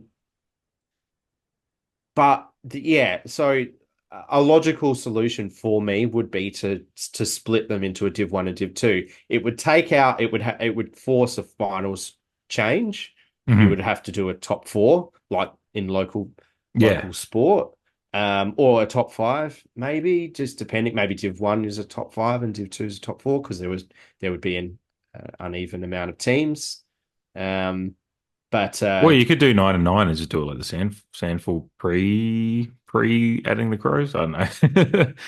Yeah. you could, yeah, Yeah. yeah, And because then you're not, and then when yeah. Tassie comes in eventually, then you figure it out. But then by then, yeah, it's not going to happen. So, but it is an interesting. It would have been an interesting thought when they went to 18. Mm. Because eventually, I mean, we've seen us go from where did we? I can't remember where we finished last year in the bottom four, and now we're pushing for. That's And exactly some right. Through teams natural have. progression. Like, Yeah. again, you're criticize you being these people we're talking about. You're criticizing a bunch of women who, still a large portion of them, are coming into AFLW through unnatural pathways and other sports. Yeah. What you should be looking at is who are being drafted each year and what are they bringing to the competition, and that will give you a forecast of where the women's game is going. Mm. Like we've mentioned it before, it gets mentioned all around the AFLW community. The young draftees are the ones who are going to push this competition forward, but that Yeah. takes time. The draft only comes around once a year. Like, yeah, to like, what? So, And we're still not. what's your solution? If you have nothing positive to say, what do you want it to just dissolve and then Yeah. cancel out a whole arm of this industry? Like, this is giving job opportunities to people Hmm. outside of the footy field as well. Like, I just think it's totally dumb. Some of the raw, visceral, and narrow-minded feedback that I've seen, and the reason why I've brought it up is because I've noticed a lot in the last week to maybe less than a week. And I think it's mainly due to a couple of poor games that have stood out. Because as a whole, like objectively, again, to put it back to scoring, that is even objectively up if you're comparing it to itself over the last 9 years. Yeah. I mean, not to Like, give the so Crows too much love, but they had a fucking 50 odd point win over like 90 to 40. I actually don't have this. They had a good win over the GWS this week. they've kicked 14 goals after kicking one goal eight. Yeah. And again, Melbourne played a very defensive, contested game plan against them to negate some of What their the attacking Crows do flair. well. Yeah. And that's a Yeah, tactic. yeah. That's coaches in the AFLW and in the AFL have a right. I mean, I remember Paul Roos getting, slagged for Sydney's tactics and Sydney developed the flood and all that back in the mid 2000s or whatever. But fuck it, Yeah, Ross Lyon took it on board. yielded them premierships. Well, not Ross Lyon, but Eh, For Sydney. But he got close. He played in a couple of grand finals with those tactics. So a couple of different clubs. So yeah, you can criticize tactics and whatever you want, but don't. The league itself is fine, both in the men's and as we're talking about the women's, and again, there's so many mitigating factors as to why, because it literally just started, and 7 years ago, mm, no, 6 7 years ago now. We're in a season 9, I think, but we had yeah. 2 seasons in a year, in the year that we came in, so.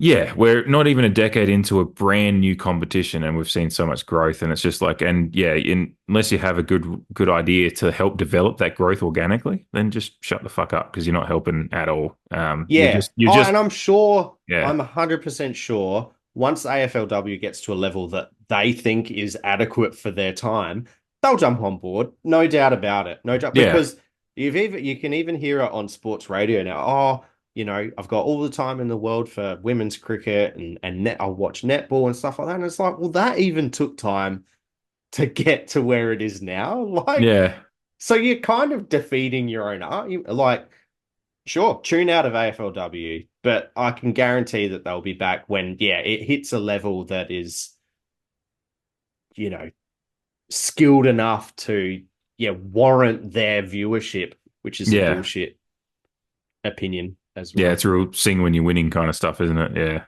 Yeah, um, yeah, yeah. exactly.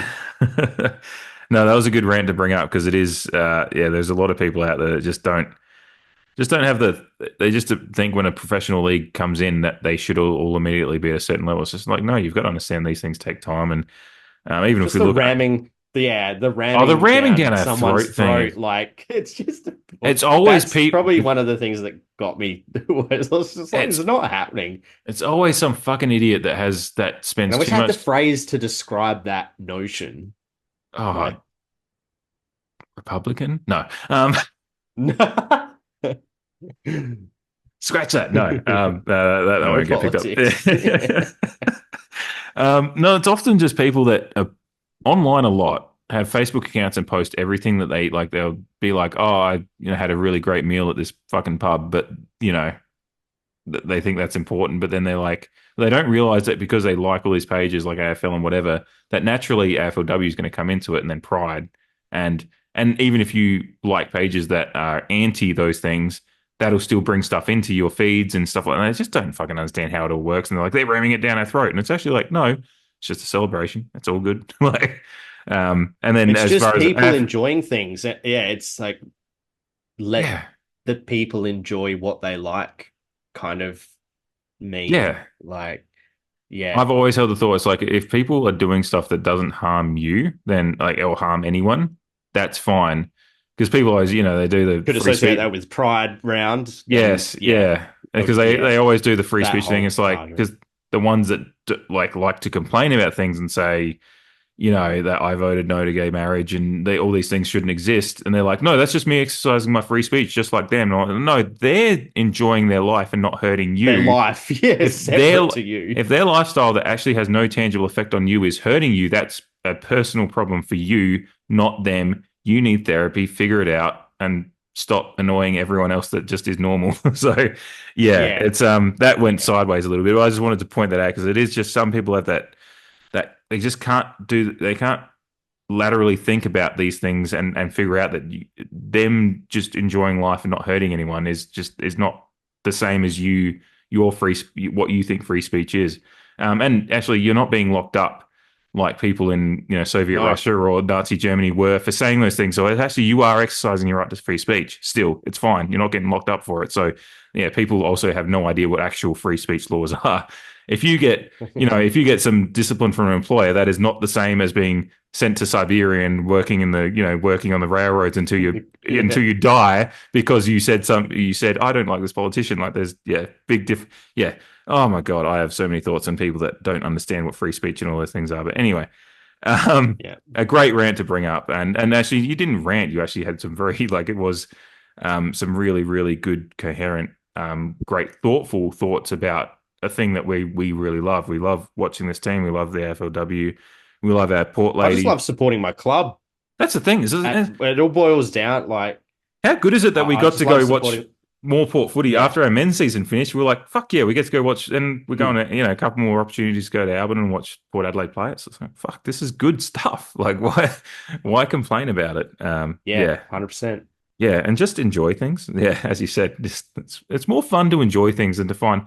Like I find reasons to criticize certain things in life, like international policy as far as how we treat other countries and stuff. But that's it. Like just being annoyed that women play footy is not worth. Well, there's things that I don't like in this world, but I don't actively go out there to criticize it unprovoked. It's just a waste of time, in my opinion. And probably the things that you don't like in this world are a little bit more important than women playing footy. That shouldn't make anyone angry. That shouldn't make you angry. Yeah, God, why are people so fucking dumb? Anyway, more positive. Let's get to the player vote. Yeah, let's shit sandwich it. Yeah, with and some positive stuff. You get to go first on after the player votes, we'll get to talking about the Dan Houston trade. So, can you put shit on top of a sandwich? We'll get to that. But you get to go first. A shit croque monsieur, a shit bechamel on top of a ham and cheese toasty. The pictures in my mind right now. Yeah. Anyway, you get to go first on the votes, which I'm looking forward to getting to because I found it quite as we said when we were talking about the game. There was a lot of clear best on grounds but then in a positive way, the ones down the list it was quite evenly spread, and I had a good time with it. So I'm interested to see where you went with yours. Yeah. Great, great game. Great performances all around. Hmm. Yeah, but honorable mentions. Where I had Piper Window Yep. listed here. We've already brought her up just for the pure fact that she double digited in tackles with 11, just by far led the side. Next best was 7, which is decent. That was Hmm. someone who come up maybe a little bit later. But yeah, just a great Hmm. effort. Like we've commented on her season so far a few times. Just progressing really well and putting in some great efforts. Hmm. The other one was Sachi Syme. Like I said, again, brought her up a little bit before. I thought she came back from a spell quite well. Yep. She's still, she burst out of the blocks in this season in round 1, just had an absolute blinder. Hasn't really captured that type of form throughout, had the spell, came back. I thought she contributed fairly well. There was that one passage of play. She had the ball and she kind of just sidestepped a few Mm. people, kind of just brushed someone off. She's very strong in the legs and the core, clearly. Yeah. And she put that on display in that moment. I thought that was good. She had a few clearances herself from this from stoppage. So on to my one vote though. Excuse me, Maria Maloney, 14 disposals, 8 contested, 313 meters gained, which was up there for our players. 2 Mm. marks, a goal assist, which we've spoken about. 3 clearances herself, 4 inside 50s and 4 1%ers. Yeah, she keeps featuring. Yeah. Come to expect her as one of our better players each game, I would presume. And yeah, she didn't do much to disappoint in this game. My 2 votes goes to Molly Brooksby, another young gun who is just continuing to flourish. She had the 17 disposals going at 58.8%, which is there and thereabouts, but decent in the context of our whole side. 387 meters gained, which was second Mm. for Port Adelaide. 3 marks, 1 contested. So yeah, where everyone else is getting zeros, ones, a couple of twos, she's put her head above the rest with 3, and then the 1 contested, like I said, and 7 rebound 50s. So she's really coming into her own within our side, clearly, and loving watching her progression. Mm. My 3 votes goes to Shanae Goody. The 15 disposals for her, 10 were contested. She had 277 meters gained, 4 inside 50s and 4 tackles. Just thought she was kind of a bit of everywhere. She looked to continually push the ball forward. I think she had a shot from the pocket as well, which kind of She went across did. the face. She Mm. obviously had that set shot, but it wasn't long after the Gemma goal, and it was like, oh, can we get another? Yeah. But that one unfortunately went across the face. So, yeah, I thought she was. I thought she featured well enough and got herself in like up there with contested possessions. I've said before she's like a mini Abby Jarrick, Mm. and yeah, she kind of displayed that. So thought I'd give her some votes. Speaking of Abby Jarrick, she's my 4 votes, second best on ground, 21 disposals, 15 of which contested, which is equal best for Port Adelaide. She went at 57.1%. 371 meters gained, 9 clearances, which is great, 4 inside 50s and 7 tackles. She was the second best, which I was alluding to earlier, Mm. with Piper Windows 11 being first. So yeah, I think she's pushing the 20 disposals, which is good. I don't know if it was last pod or the one before. Just really looking forward to her regularly getting in the 20s and pushing that mid 20 to high 20s and improving that accuracy at the same time. Yeah. When she does that, like, well, I'm very much looking forward to that game Mm. or those games as she Yeah. continues to flourish in her career, being what is it, 21 years old Yeah, she's still quite herself at the young. And moment. when you're So seeing seeing the likes, I think it was Ebony Marinoff from the Crows had 40 odd on the yes, weekend, and she's yeah, 26, 27. So you're seeing those kind of players have developed into really. So if you can see, like extrapolate I'm not, saying they'll do that, but the likes of Dowrick and, as you said, Goody being mini Dowrick and so young, like Yeah, if you get those guys 5 years into the career, if they keep keep the investment in themselves in the game and love what they're doing, then yeah, you've got no doubt they could have that kind of game if they're playing, that key to our yeah, midfield. So yeah, very capable, yeah, very capable. I don't think it's any surprise to anyone who my best on ground is. I'd already written it in. I think I've been a bit reluctant to maybe put her as my best. I think a few people have the opinion that she was best on ground last week, but I think I gave it to Dowrick, if I remember I think we correctly. both went I Dowrick know last that I week. haven't Yeah, given Schultz a best on yet, personally. Yeah, probably just holding back. But she definitely hammered it home. Like, yeah, I've got a list as long as the Nile, but 19 hit outs, 15 disposals, all of which were contested, 73.3% disposal efficiency, which is fantastic. 390 meters gained, which was best on for Port. 2 marks, both of which were contested, which we spoke about. The 1 goal, obviously.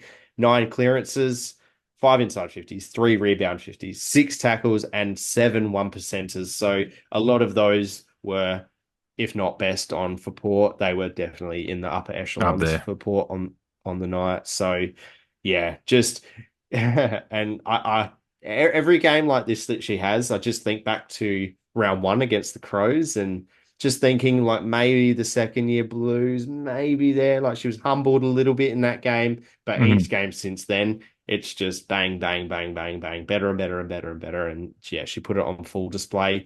While I thought she was actually challenged from a hit out perspective, and we lost the hit outs. Didn't feel like that on the night, did Frederick, it? I no, and even watching it back, it didn't seem that bad. Yeah. And Frederick for Collingwood gave her the biggest challenge just through size. But I think Schultz, like after it got out of a hit out situation, that's where Schultz Yeah. just absolutely hammered home her ascendancy in that position on the field. Mm. She's 19. All of this stuff is being spoken about at length now, and yeah, she's earned herself a second Rising Star nomination in 2 years, which I didn't even realize she was eligible for, but Yeah, I guess yeah, because I something to know look forward to. if it's the same as the men's competition, which it should be because the girls deserve a longer fixture, so if they're not going to give it to them, at least give them that. Because I know Mitch, like Georgiades got nominated 2 years in a row, I think.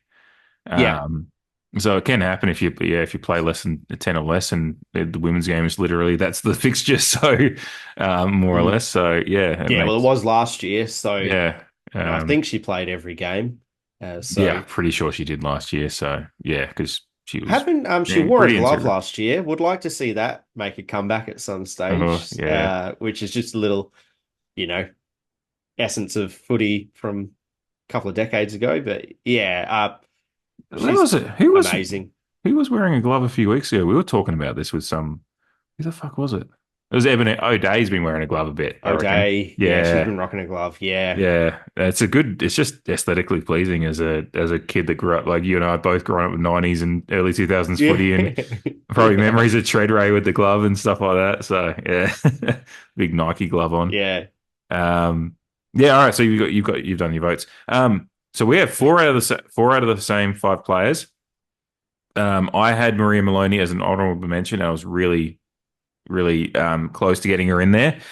But yeah, no, she had a great game, and she continues to just be one of those more quieter achievers on the team that's actually like highly elevated every week in our stats. And obviously we mentioned it, but the great assist, the kind of forgotten part of that highlight, is that great kick into Matilda for the mark. But my one vote goes to Ella Bogue. She also took 3 marks in this game, which, as we said, you mentioned. Who was it before the other one that took 3 marks? Brooksby. Yes, yeah, yes. Sorry, which I've got in when my next vote. One of the ones that's the same. But Ella Bogue, she's really. I mean, I've talked about her involvement in the first goal. She's one that's really, really taking a step up for me as the year goes on. She had 13 disposals, 7 contested, 3 marks, almost 300 meters gained as well. But just her marking ability in a game that we only took 16 marks total, and 6 of those were between her and Yeah, Brooksby. yeah, exactly. Yeah. Yeah, she's composed a lot more composed as the years gone on as well. Like I've always enjoyed her game as like it just like floats in and out a little bit at times, but I just really started to notice her more, and she seems to have just the way she's carrying herself on the field. She seems to have started to really. I guess it's just the natural thing. Like once you believe in your own ability, like it's just 90% of the 90% of sports is between the ears, and yeah, just I thought it was one of especially being there on the night. I just noticed her a lot, just involved, Yeah, and she lined up on the wing. I yeah, actually looked for her at the first centre bounce, to be honest, because yeah, the listeners who tuned in last week's show, I've I've made the trade. I've bought my stock for Ella Bogue, like I yeah. mentioned last week. So yeah, definitely on the Ella Bogue train. And yeah, so yeah, she lined up on the wing, a lot of running. But yeah, I'll let you get back to your. Yeah, no. So yeah, no. Loved her game. My 2 votes, same as you, Molly Brooksby. Just continuing to be she's a shining light out of her. Piper Window's not getting into the votes as much, but she's still showing us why. But Brooksby's been one that's really just come up this year, and really like her, Window and Sinead Goody, who I'll get to in a moment as well. They're kind of, again, they're not the girls that have grown up with footy being a pathway the whole part of their lives, but they're in that 18 bracket where since they were pre-teens, AFLW's been a thing. So they've actually had, unlike your Ange Foley's or A even lot of their your, formative years yeah, even your Ebonero with days that didn't goal. have footy available right away, whereas these ones have had it all the way through from once they were getting to actually playing sports at a more maybe developmental towards a professional pathway development. And Brooksby's really showing that you can just see this stuff in their composure at such a young age Yeah. is incredible. So yeah, you mentioned all the stats, so I won't go into it too much. My 3 votes again is the same as you, Sinead Goody. Love what she does. I love her. There's a great photo out of the game. I think got posted in the Port socials of her kick. She's got one of the most gorgeous kicking actions. Just when Yeah. when she kicks on the flight, she just has the technique and everything is down, which is what's funny about her missing the set shot. But set shot kicking is different than like her core role is field kicking and getting it to forward. So in that role, like she has such a clearly photographable photographic. Anyway, you know what I mean. A great, she's just got such a good football action, and I think that bodes well. Photogenic? Is that Yes, what you're that's what I was going for. It's 10:40 p.m. people, and I've had 4 or 5 beers, and as I told you like off air, like I was like, I was out in so if you're not in Adelaide, if you're in Adelaide, if you're not, and I don't know what it was like in Adelaide, but geez, we've had 3 storms roll through the Barossa in the last 24 hours. Yeah. In between that, it got to like 30 degrees, Stormy. 30 degrees, and I was out doing stock work with some sheep that my dad has for half the day, right after the storms and right when the sun came out. So it's the humidity at 100%. Yeah. So I've like lost, I think I lost a couple of kilos today, just sweat. So my brain isn't working properly. But anyway, photogenic is the word I was looking for. Thank you, Jamie, for the assist. But yeah, Goody just, she's, the fact that we've got so like all of my votes players that are no older than 20. Darrick's probably the oldest one when I get to it. So like that's incredible, really, when you think about it in that context. The one point of difference I do have, I didn't get Schultz at the 5 votes. I'm sorry, she's at my 4th spot. As you were talking, I was like, "Fuck, it's pretty close." But yeah, her 7-1%ers, I did have that note. I was like, and I'd marked I was like, I've got all stats, and I was like 15 disposals, 15 contested, 9 clearances, 2 marks, mark of the year, 7-1%. I've like just slotted it in there, like mark of the year, by the way, which probably should get her to the 5 votes. But I fucking love Abby Darrick, and she got my 5 votes. I think she's become more or less the straw that stirs the drink of our midfield. Like if she's having 20 disposals in a game, at least as you said, and hopefully that becomes more consistent and increases a bit. And I've also got just in her stats, I've got shimmy shake written in there as well, because I loved that move that got because she, shook the hips, had a little bit of a stiff arm on one, and actually the Collingwood player did get her hands on her, and she almost was probably going to get tackled on the ball, and then she ended up getting the handball to kick out to get it forward to eventually end up in the Gemma Houghton goal. So just her strength in core and stuff to ride, you can get past a couple, then ride a tackle and get the ball forward still. That moment for me was just, again, it would have been a Sweeney if we were doing it for it. So, yeah, she was up there in meters gained and all those other stats that you talked about. So, yeah, I had to, Abby just, yeah, she was, for me, just watching on the night, I was just, and like, I'm just in awe of how she plays the game. And, yeah, that's kind of, I just plugged her in as my best on when I started doing my notes a couple of days ago, and that's just how it stayed. But as you talked about Matilda's game, I was like, God, you'd be a good like debater, because I was like, fuck, could change it. I was like, I was looking at it, do I change it at the last second? Because Jamie's convinced me. I was like, no, stick to your guns. But yeah, yeah. I know, yeah, it's a bit like once they're in writing. yeah, exactly, yeah. Yeah, not that I've signed it in blood, but in my head I do really. So, yeah, but it's great to have those kind of issues, not issues, but point of difference in the votes, because it just means, especially after a game like that, we had such a good game. So, yeah, really excited to see how the votes go. Abby's leading it for sure, but there's some other ones that are pretty consistently in our votes. So, yeah, yeah, absolutely, yeah. Our better players to keep featuring, I suppose. But I think some of our players who are kind of racking up some fairly important stats as well in the context of our games. Yeah. We'll finish off now. If there's nothing else from you on the W side, obviously. The big news of the day, as far as the AFL men's competition goes, it's obviously trade period, and a lot of stuff's finishing up as the trade period ends. But we have Dan Houston's deal has obviously finally gone through. A little bit of conjecture around it as to the value for to Port. say the least. It's quite incredible. I find it, before we get into the details of it, because I'm just trying to Google them now. Because as I said at the top of the episode, it's happened while I was working, and I only got back to shower to get ready for the pod. It's 7, an hour, half an hour before we started recording, so I haven't had to look too much into it.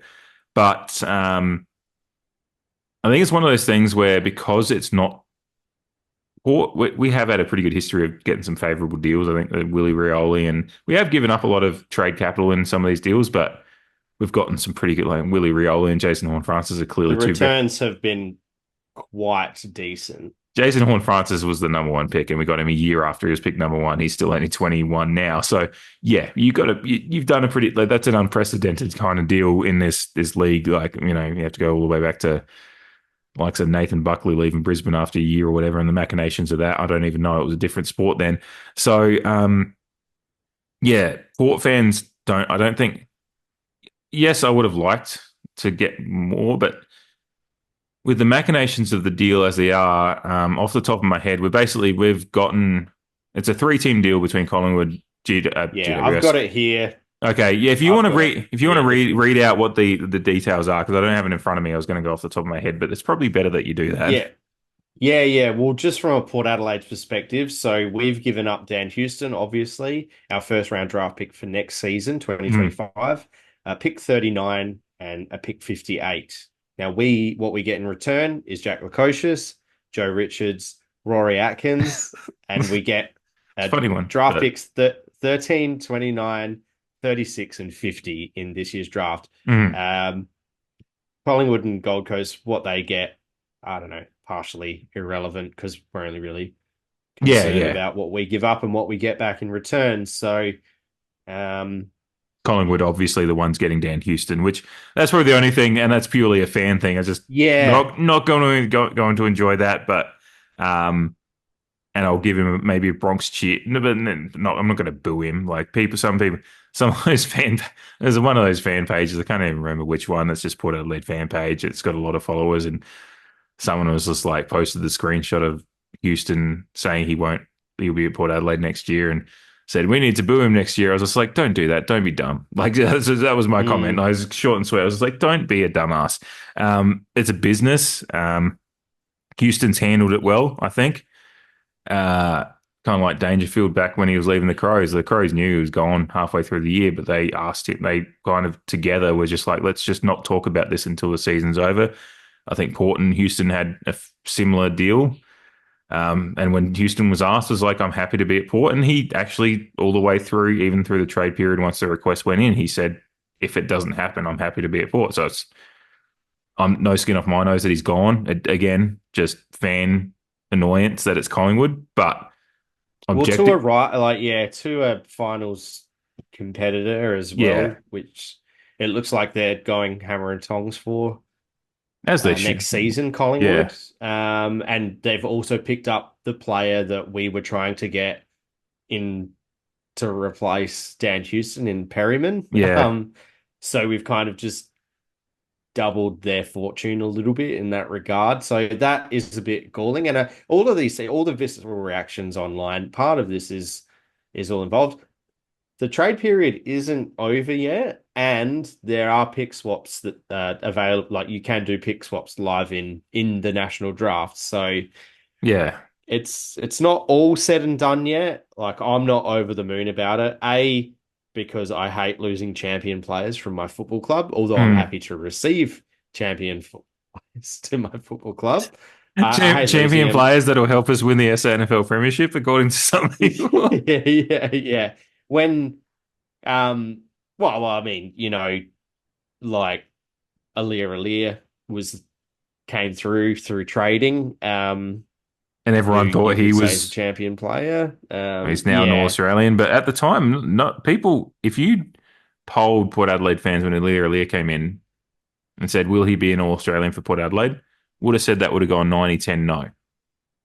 Mm. No one expected him to be the player he was because even at Sydney, people were like, "Oh, sometimes they use him in the ruck. They don't not sure how to eat." So yeah, sorry, I interjected a little bit, but this is the thing: is like a lot of these, like Lukosius is coming in with all this baggage of him being a high pick and clearly talented, but whether it's between the ear stuff and how Gold Coast clearly were keen to get him out, get guys into a situation they want to be in, whether it be. We've seen a couple this year. Obviously, there's been some conjecture as well because people have been like, "Oh, last year's was terrible," but then it's like, "Well, Brandon Thatcher was one of our best players this year. Jordan Sweet's clearly arrived as a ruckman for us." Um, Jordan Sweet being a Port Adelaide fan, growing up, he's clearly got a passion for the club and he's gotten a clear runway to have an opportunity, and he's grown with the season and long may it continue. Zerk Thatcher as well. So that's what I hope for. Like that's my thing with the guys coming in, Lukosius in particular. It's been talked about his best mates with Connor Rosie and has had some youth footy with him.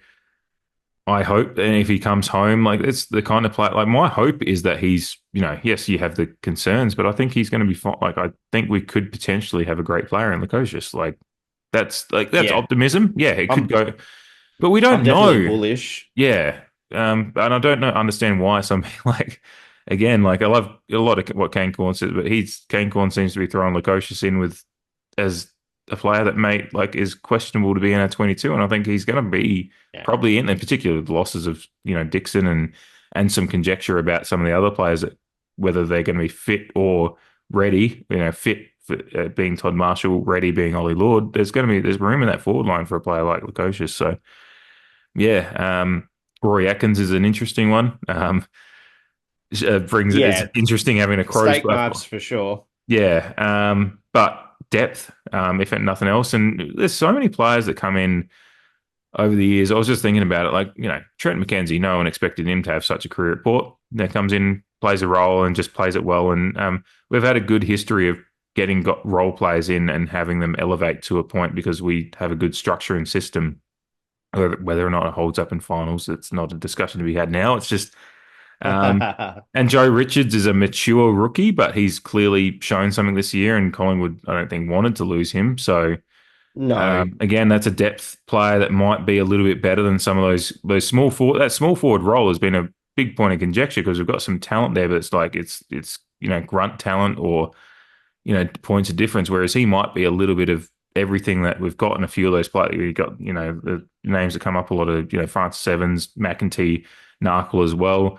He might have a little bit of everything of those in there to, in one player. Haven't watched too much of him. I don't know much about him, but I know he had a good, he played 9 or 10 games this year, had some injury, but Collingwood, I think he won their best first year player or whatever this year. Is Yeah, that all you correct? can Yeah. go off is the fact that he won the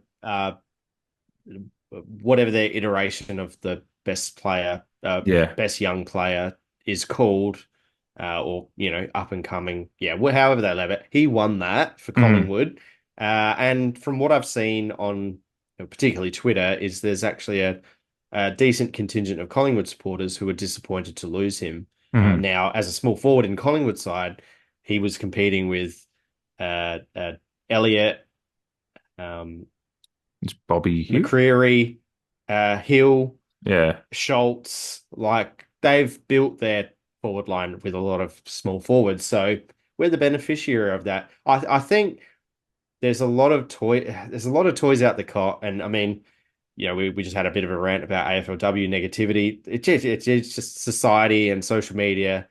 It's the thing, you have to be, but you have to be all the way one side, whereas sometimes it's just in the middle. Like, it's not great. I would have loved. I didn't want to give up, because we've given up another future first, which is at some point. But as we did last year, because next year we could have another situation where it's just like, we can get these things year to year. You have players go, and you could end up with a first round pick back next year. So it's just because people just see like, we keep trading out first round draft picks, but sure, we traded out this year's first round draft pick as part of the JHF deal, but then we've got ourselves back into the first round. 2 years later, Dan Houston wants to leave. Yeah, and we didn't know that was going to happen, but list managers kind of know that future things are going to happen and arise, and they can figure it out at the time. Like, there's a little bit of, it's not guesswork, but there's educated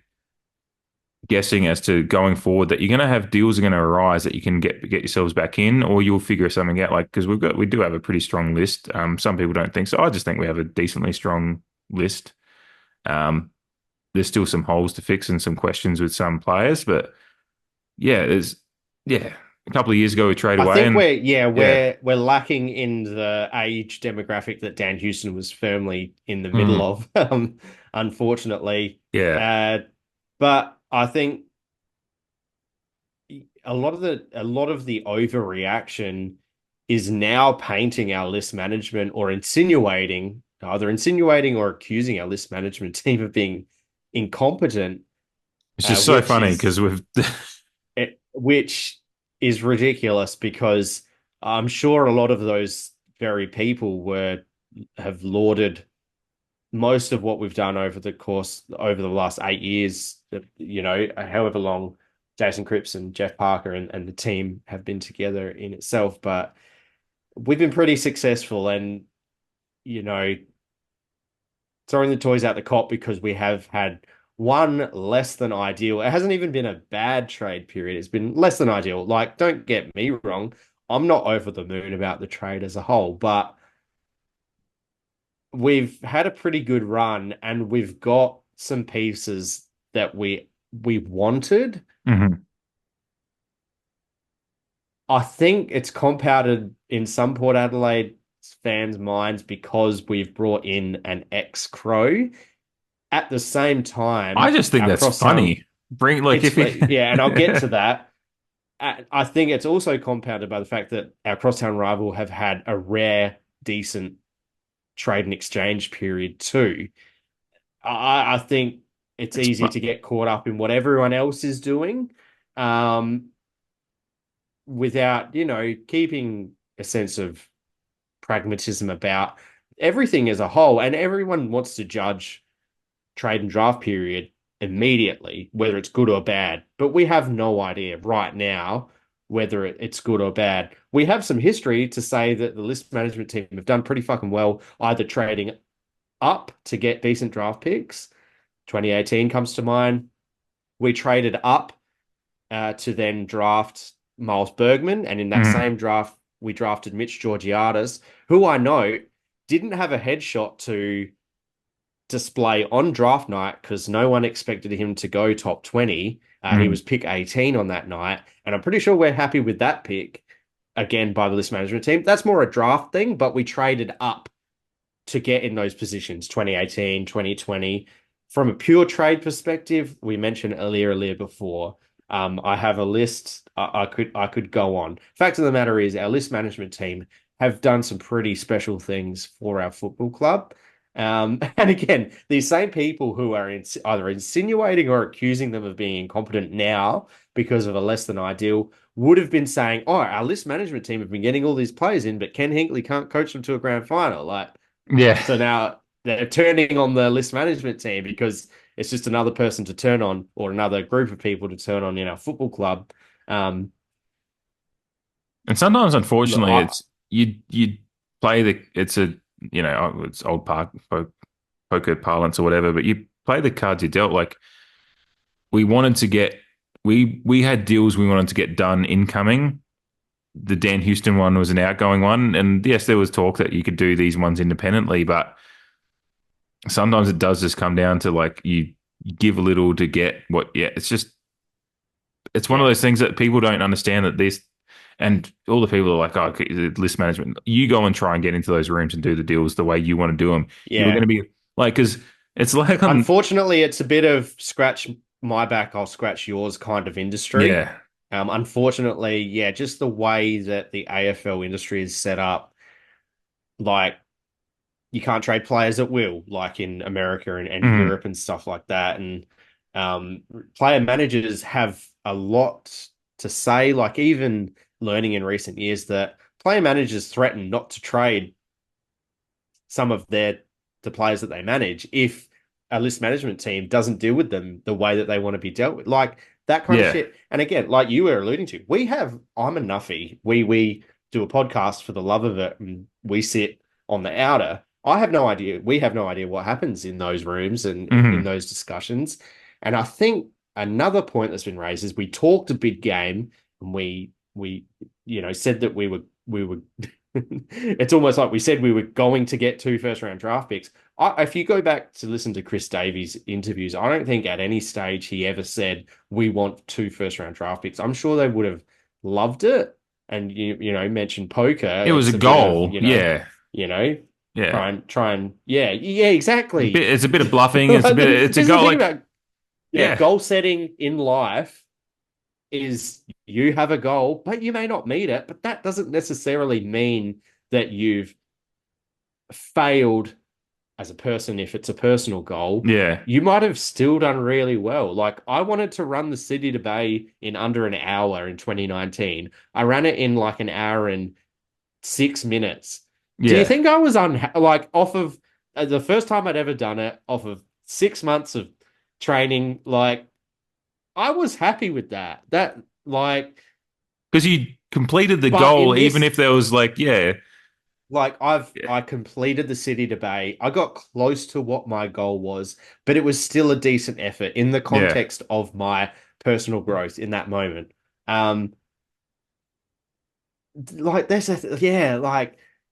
Sure, we would have loved 2 first-round draft picks. And like I said, trade period is not over yet. Yeah. You can pick swap live. So, but the fact is, we got. Yeah, so I think a lot of the people keep pointing to giving away the future first, but that's like you have to. We were gonna have to do that for Lukosius anyway. So, and in the Collingwood deal, Joe Richards could. I don't know what his status is as a player, but if he becomes a regular part of our 22 next year and is a fairly good small forward for us, then that's almost first round quality. So there'll be revisionist attitudes down the track. That's it. Like we can only judge it not even 1 year. Like I said about last year's recruits, we can't really judge it holistically on one season in our system. This will be a few years away before we can really judge its worth. Yeah, this time last year, we're looking at the trade period and going, oh, sweet, some good depth. Oh, that Zerk Thatcher guy, I guess that's just a throw-in for the Dersma deal. But the ones we're really looking to be big part of our season next year is Ivan Soldo and Esava Radaglia. What happened at the end of the year? Jordan Sweets had clear number 1 ruckman and Brandon Zerk Thatcher's in the top 10 of our BNF. You just don't fucking know what's going to... And, Ivan Soldo's can't even get a trade to St Kilda done because they're worried about his fucking knees. Are liking to hang shit on him, but in actual fact... He was our number 1 ruckman until he got injured, and he was doing well. Like we mentioned in the pod, you and I talked about by the numbers, he goes forward, kicks a goal. Yeah, he was competing well in the context of the ruck position. Regardless of how it's all played out, within 1 season in our system, for me, I rarely overreact to things in the moment. Like I've said, I'm not over the moon about it. Um, I would have liked to perhaps not traded the first round draft pick for next year, or if we are, maybe getting a little bit more back. Um, That's probably but yeah, the only thing it's that worries. done. We'll give Well, it time. That's yeah. where I'm at. And yeah, like you were saying about Atkins, sorry, before I forget, Oh yeah. it would be fantastically funny not only to see him perhaps play well and break into our side, that would be a bonus for me at this point. Mm. But what would make it even funnier was if come showdown week, if we've got a spot for a small forward and he was in good form and he came in and he played well against the Adelaide, that would be funny. Like Port supporters, you need to look at it like that. And from a personal point of view, any player who comes in to represent my club, I hope they play well. I hope they perform well. I hope they represent my club well. Mm. It's the same for him. It's going to be weird, obviously, to begin with, because we've obviously spent a bit of time rooting against him personally in years gone by. But we've spoken about players under pressure this season that people have liked to jump on. Uh, there's the whipping boys of any AFL side, but for me personally, he's in our club now, and I hope he represents our club well. I hope he Mm. performs well. Um, that's just really where I'm at, and I hope he Yeah. gets a chance against the Crows and kicks 4 goals against them. That would be so fun if you just won like one of those random showdown medals where it's just someone that when you have to do like the trivia questions, like who should won the showdown medal in like round 10, 2025, and you go and you think about the usual suspects and then you look at Wikipedia and it's like, oh, it was Rory Atkins. But not for the Crows. You know, it's funny.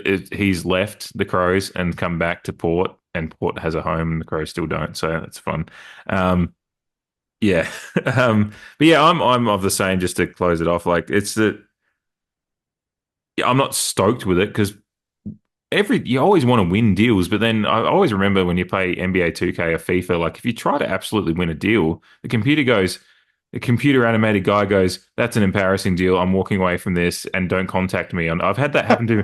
The first time I played like NBA 2K, like I just kept on That's getting the marked. thing. Yeah, we Yeah, need to because move forward. and Yeah. I understand that deals in yes, you can win. Like I still think we've got out pretty well with the HORNE-FRANCIS and Willie one that we did. We just picked. We didn't give away players really. We just No, did I picks. think I read an article from that year to say that if you're boiling it down to points, we essentially traded pick 1 for Jason Horne-Francis and pick 37 for Willie Rioli, which is Yeah, you you take that, do. especially so some of the highlights he's provided this season, um, Yeah, yeah, the HORNE-FRANCIS list is management team yeah, have like hit and some they home runs to be fair, like across the journey. And that was the recruitment team that picked up Logan Evans, who is probably going to fill in Dan Houston's spot in the upcoming season, who is yeah. as good as a And first round draft pick for mine, purely by his output since being recruited. He played every game since he debuted. He didn't debut straight away, but ever since he debuted, he played the rest of the season, mhm, performed at a high level for a young man of his age. Like, this is the recruitment team that people are trying to insinuate have no idea what they're doing just because yeah, we've got a less than ideal trade uh, in the books. yeah. So And the fact we'll is, see what happens. we have more draft picks this year than we had before. We're in the first round of what is reportedly a very deep draft, which was the goal. On the We've had outset, some good late picks yeah, across like a decent amount of time too. So if those picks are what we go to the Robbie draft Gray was with, pick 55. Like it's Justin Justin Westhoff Westhoff was even further 71, out. 70, Like, 71 in the same oh, draft. Like, like yeah, Byzantini was a late draft pick. yeah, And, everyone, Ollie Lord, some of these yeah. players I was going are to say Jace touted Burgoyne, but by he was supporters, father but son, so that was going to happen. he But was. I had he that written still down, but yeah, no yeah. one bid on him early though. It was pick 60. Like if people could have bid early and put Port in a rougher position if they'd known if other clubs had known the player would turn into, maybe, I don't know. But because Yeah. good players like do get bid on early. So Again, some yeah, of these people were probably going, "Oh, good move to trade up to get Josh Sin." Now look, he hasn't he hasn't cemented his spot. injuries Like, though. Yeah, but there's question marks, but in the moment, I'm sure a lot of these people were going, "Oh, good move." Like, yeah, I a lot of people were traded up to pretty happy get, with that pick. Yeah. yeah. And then in that same draft, Visentini, who I brought up before, and Jace Burgoyne, who you Mhm. brought up. I've So signed cards I'll, of all of them, as you've seen in yes, you do. Yeah, you're sitting on yeah. a gold mine. Yeah. Yeah. Just 4 Jace Burgoyne once. I shouldn't drink an eBay, but I'm also happy with it.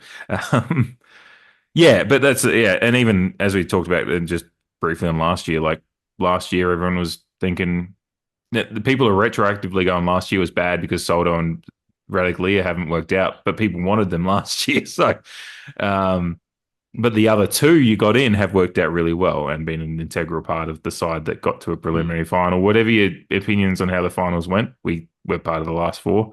Yes, And Sweet was in my best players in that game itself. So yeah, yeah, yeah. So yeah, you do like. There's a lot of I mean, look at the Collingwood themselves. And I think Lockie Schultz is still going to work out for them, but that was a big story all year. How that one's gone for them. It happens everywhere. It's just we're so happens everywhere. insular as Yeah, fans that we forget that these kind of list management we've teams had all a around. decent run. Yeah, list management teams all around the league have hits and misses. Our crosstown rivals are constantly. I mean, this trade period's been, as you said, a rare, decent one for them. But I was at the pub the other night. I was just chatting to an old cricket team. Well, he's never a teammate of mine because he played ones and I never played up there.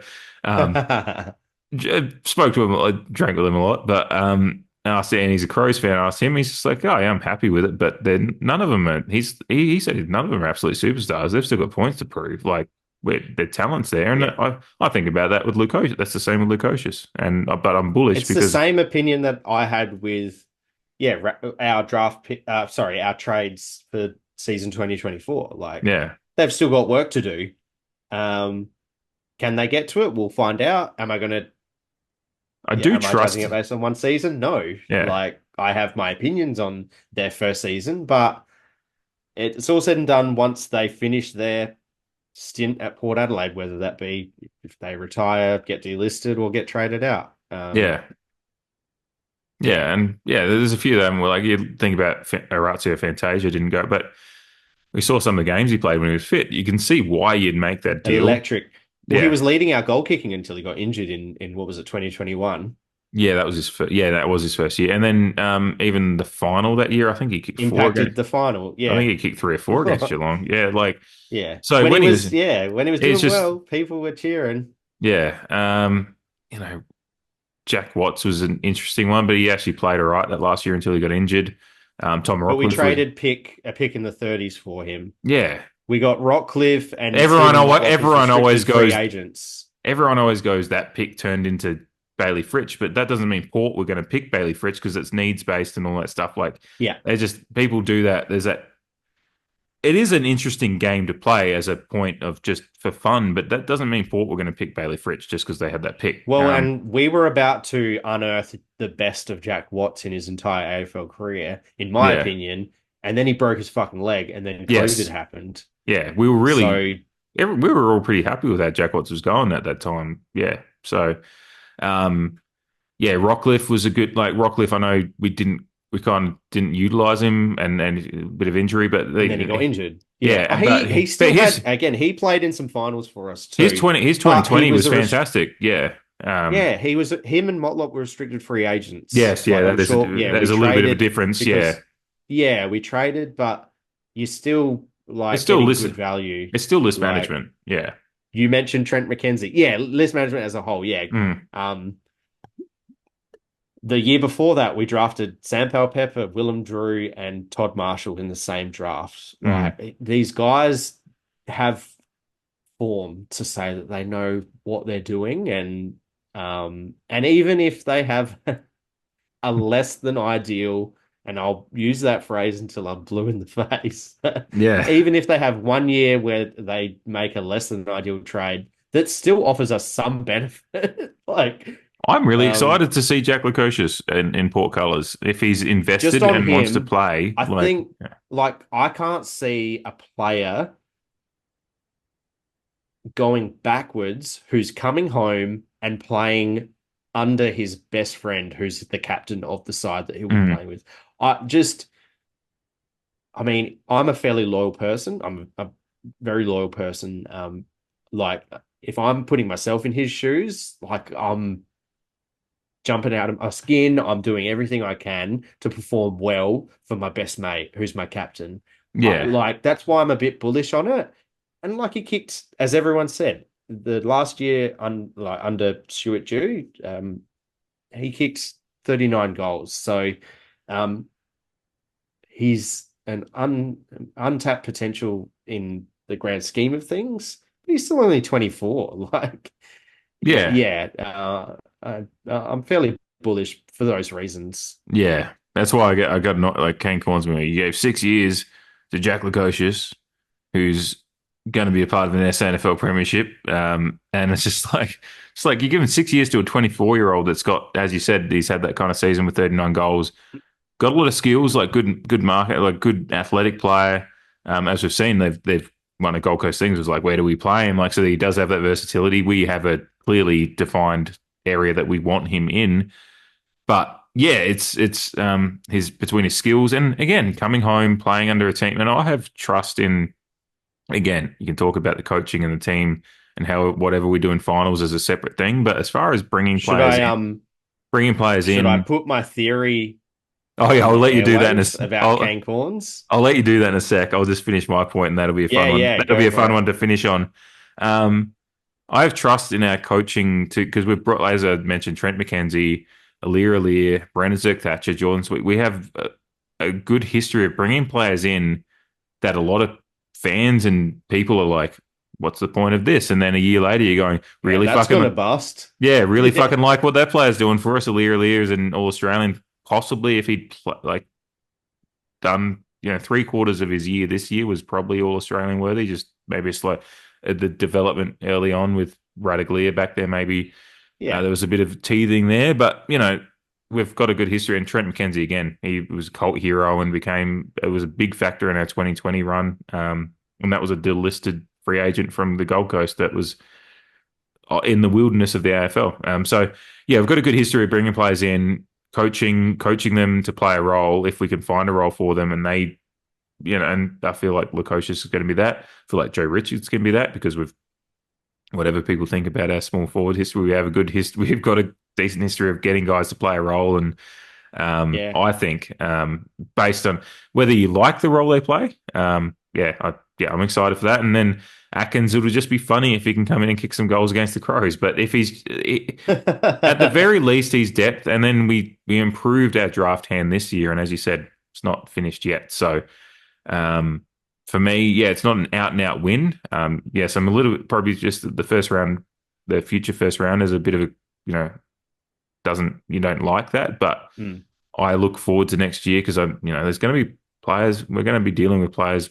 There's a couple of big players that could possibly want to go next year too. So we might be getting ourselves back in anyway. So, we've got NGAs and father sons to organise as well over the next couple of years. Yeah, too. so we need a draft hand this year and then in the next few years. Well, it's all which they'd been planning for the last 3 years. Like they're planning this stuff many, many years in advance. Yeah. So if you think you can do a better job than them, apply for the job. Go and have a talk to them about how it works. Organise a coup.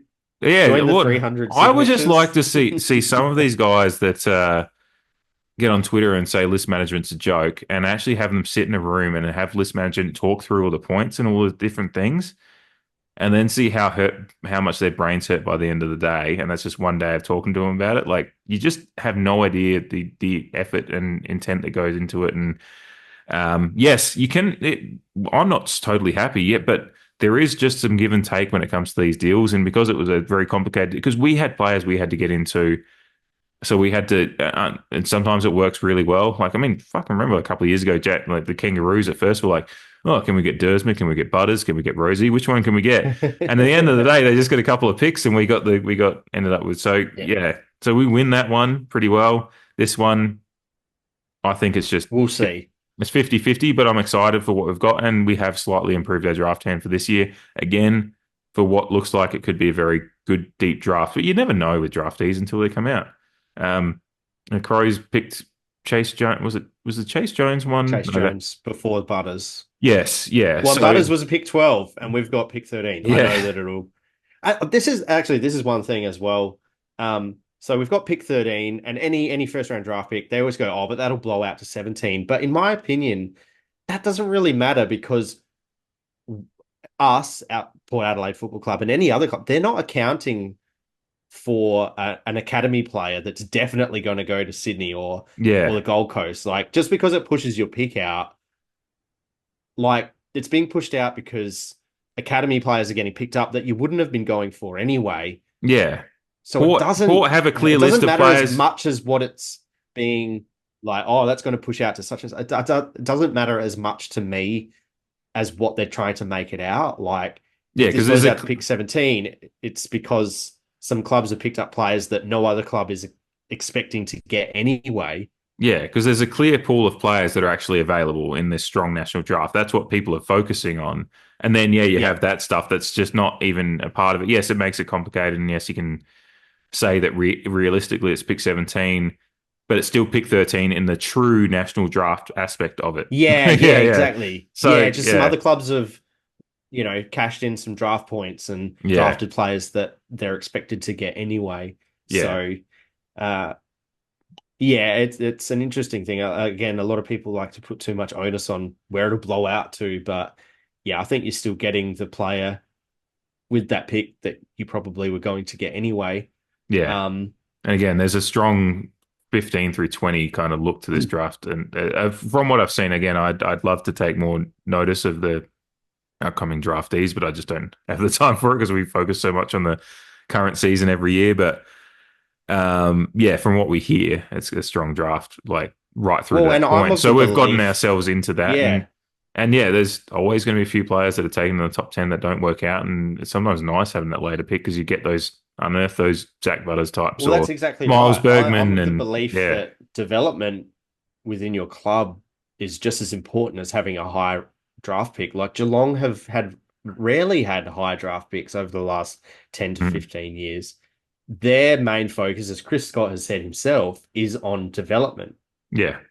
They put a lot of money, effort into making sure their development program is as good as it can be. Because that Lawson Humphreys was a 50 or 60, wasn't he? Is that the one I'm thinking of? There's there's one that came out this year I can't remember if he was a late pick or a supplementary selection, but regardless, I agree with people. Malcolm Blight's hot on it, Port clearly are actually quite hot on it too. I mean, we've had some good, but it doesn't matter. Well, it does matter to a certain extent where you pick them, but once you get them in, it's on you as a club to development. And again, we have some pretty good form in that regard. So we've never really picked. I'm trying to think. I don't have a good handle on draft history, but a lot of our greatest players. I mean, there's the great talk from some of the guys, Greg Bolton and stuff, when we took over that. They've talked about how we copped a $50,000 fine from the AFL for just making sure Treadray and Peter Burgoyne didn't declare until the next year. They said it was the best $50,000 they ever spent. Yeah. Yeah. But apart from that, Chad Corns was in the teens. Kane was Kane was actually underrated. You look at any club. Sean Burgoyne was They would have late picks who went on to be decent players. So. Again, we've talked about. And we've got some pretty okay. Travis Spoke might have better. Highest pick because Boak was 5, I think. Was he? Yeah, Hamish Hartlett was up around. Hartlett might have been 4 or 5 as well. But there's a lot of our best players. I mean, Hartlett and Boak. I mean, Boak's clearly one of our greatest champions ever. Hartlett's some injuries there, but clearly a beloved player and had some great moments. But Robbie Gray, gamer as well. Yes, yeah. But Robbie Gray, what you expect in especially top 10, but first round. Yeah, when you're selecting. young men. Yeah. But Robbie Gray's widely regarded as, I mean, in the conversation with Treadray often as who's the best of the AFL era, and he was picked 55. So, yeah. Rory Sloane just across True. the other side of the pond. I think he was in a similar spot to Robbie as well. Sloane, So, did you say? yeah, Sloane was 40s or Yeah, 50, he's early. someone who sticks in my mind too. Yeah. And as a player that I've, often thought was a pretty decent bloke for a Crow. So, Yeah. yeah. So, yeah, you can get some gems down the draft as well. And it's all about your recruiting. And ironically, we've often talked about, I think Robbie Gray was the one that picked out Butters as one to really make sure they go after. So, yeah, it's just the talent or the talent development and the recruiting at the team. To let you finish off, I know you had your Kane Corns because Kane Corns, just to preface, just he went a bit on of an experiment. Yeah, well, Kane Corns he clearly loves his American sports, and I've followed Bill Simmons for a long time. Don't agree with him often, but I've loved his writing in the past. But Bill Simmons does this thing when he's a big US media personality in sports. If you don't know who he is, and he'll often do a walk. He'll often be in a walk around his plush LA neighborhood when trades happen in the NBA, and he'll do a walking video style thing. And anyone that's seen Kane Corn's video today is basically he's homaging. He even mentions in it he's homaging Bill Simmons, and obviously goes on the Bill Simmons rant as to how his opinion on the Port Adelaide trade went. And Jamie has a theory which I love. Yeah, so this is a bit of an experiment, just to put it on the record. Well, no, to put it in recording, just to see if it happens. So, yeah, I was talking to Dave pre-recording. I have a theory on Kane Corns, and I think he does it regularly where he will be critical. He's a very smart, Kane Corns. It has to be said. I believe that he drops criticism, forecasting in his own mind to then rebuke on his own criticism. So in this instance, I think because he was very critical of Port Adelaide's trade that happened today, and I think on one hand he's keeping the opposition fans and supporters who say that he never criticises Port Adelaide. I think he's keeping them at bay by criticising Port, but I think he's also dropping the criticism. So with the expectation that he knows that Port Adelaide develop players pretty well, and players who come to our club generally improve and have pretty good careers once they come to Port Adelaide. I think that what he is doing is forecasting for next year that they're going to do better than expected, so that he can then laud Port Adelaide and Port Adelaide's recruitment team in going, I was wrong. I was very critical. Look, they know what they're doing. They definitely know what they're doing. I think because he does do this at various stages throughout football seasons where he'll be very critical.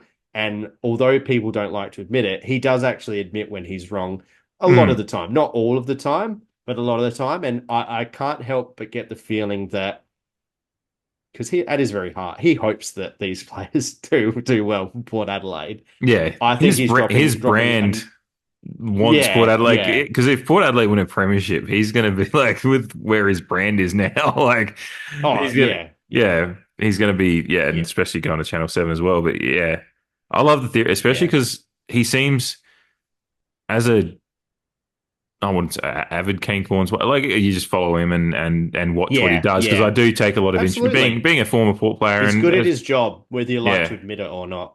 And when you read between the lines, a lot of the stuff he does is very calculated, and just from what I know from some personal conversation, he's very intense about how he reads the game and stuff like that, and he's very focused and intense on his job. So everything's very calculated with him, and he does take a lot of inspiration from the US sports market, which is very hot take based, but some people in the US can get a little bit too hot takey without the educated opinion behind it. He takes his educated, very intense look at the AFL opinion and then does the hot takes, which is a very interesting. And him putting that tweet out about Port unbackable favourites for the SANFL Premiership, that's that's calculated, because he's saying that, cause it's just and it's a win-win for him. If it does pan out the way that he's projecting publicly. Then he goes, well, yeah, I told you so. If it doesn't, then he's just like, well, fucking Port played better. Like, yeah, Port look better. at Port. Yeah, so yeah, that's what that's because what this year I think may be happening. Yes, yeah, and yeah, and he's done a few. Like people are attacking him all because I think he had a tweet about how Brisbane won't win a premiership with Hipwood and his 1 goal and 10 disposals. And everyone's attacking him, and he's just like, well, he still only had 7 disposals and a goal in the grand final. So, but he's just like, oh, I got it right. They still won, so good on him. But he's just like, Hipwood wasn't. He just keeps going. Hipwood wasn't a great part of it.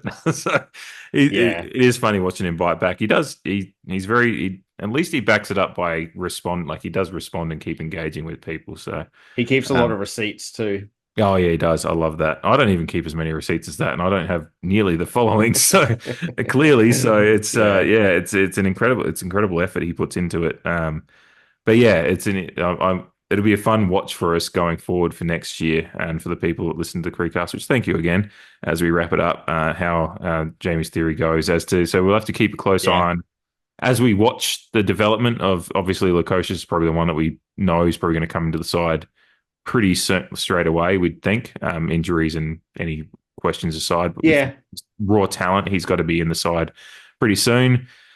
Richards, you'd think, is probably one that they've got earmarked as. Hopefully, once he does see him in preseason, see how he fits into it, and hopefully I think they'd be looking to get him in because you got your SPP in and Evans Narkle out from the preliminary finals. I think that's what they're hoping for and why they've chased him. Yeah. Sorry to cut you off. No, you're good. We'll talk about a lot more of that in the review part, like when we do a full spectrum review. But yeah, it'll be interesting to see how the cane corn stuff develops across next year as we have this on record for us for Jamie's theory on that. And it is an educated theory because we those that watch him, how he tweets and how he interacts with the media, and we know that he has a lot of. He does like to put his little barbs out there and just he puts the hooks out there, and there's some there's bites and gets some success. Sometimes he gets it wrong, but as you said, he often admits it more often than people think. It ended up a pretty long episode, actually. I think we've gone for just under 2.5 hours, just looking at my clock, but I'll figure it out on the edit. But a really good one, a really good women's game to cover off again, and again. We play at Alberton Oval on Friday night. I think it's 7:15 kick again, Friday night this week. So I know school's back and everything, but it's Friday night down in Alberton. Pretty easy to get a park, as Jamie and I have discussed when we were there. And ended up parked right next to each other that we didn't know until the end of the night. But it's so easy to go down to Alberton for a game. If you don't have memberships or whatever, it's $15 to get a ticket for an adult. I don't know what it is for kids, but cheap. Beer's a good price. Cheap or free, depending on age. Yes, yeah. So, no, if you've got nothing on Friday night and you're a Port fan, if you're either, those that are invested in it, I think a friend of the pod, Dave Lloyd, keeps saying, get on board. It's going to be an interesting one this week. It's a top 8 battle. Almost basically, St Kilda is just inside the 8. We're just outside. So it's a real 8-pointer. But it should be a good litmus test. And even after this week, we've still got 2 very winnable games after as well. So, but a really big, Friday night footy at Albion, get around it. So get around the ladies as the season heads to its culmination. And if anything other happens with pick swaps or whatever, we'll cover it off next week. But I think the last big part of men's news before we get to the review was the Dan Houston trade, and that went down today. So we've got that covered off as well. So, big episode. Obviously, probably blown out by the fact that the Dan Houston trade happened today, but it was good to be able to talk about it in kind of an instant reaction fashion, being that we plan to podcast today anyway. So, get around the ladies, get down to Alberton. Nothing more to say. Can't the Lady Pear. Thanks for listening, everyone. Go the Lady Pear.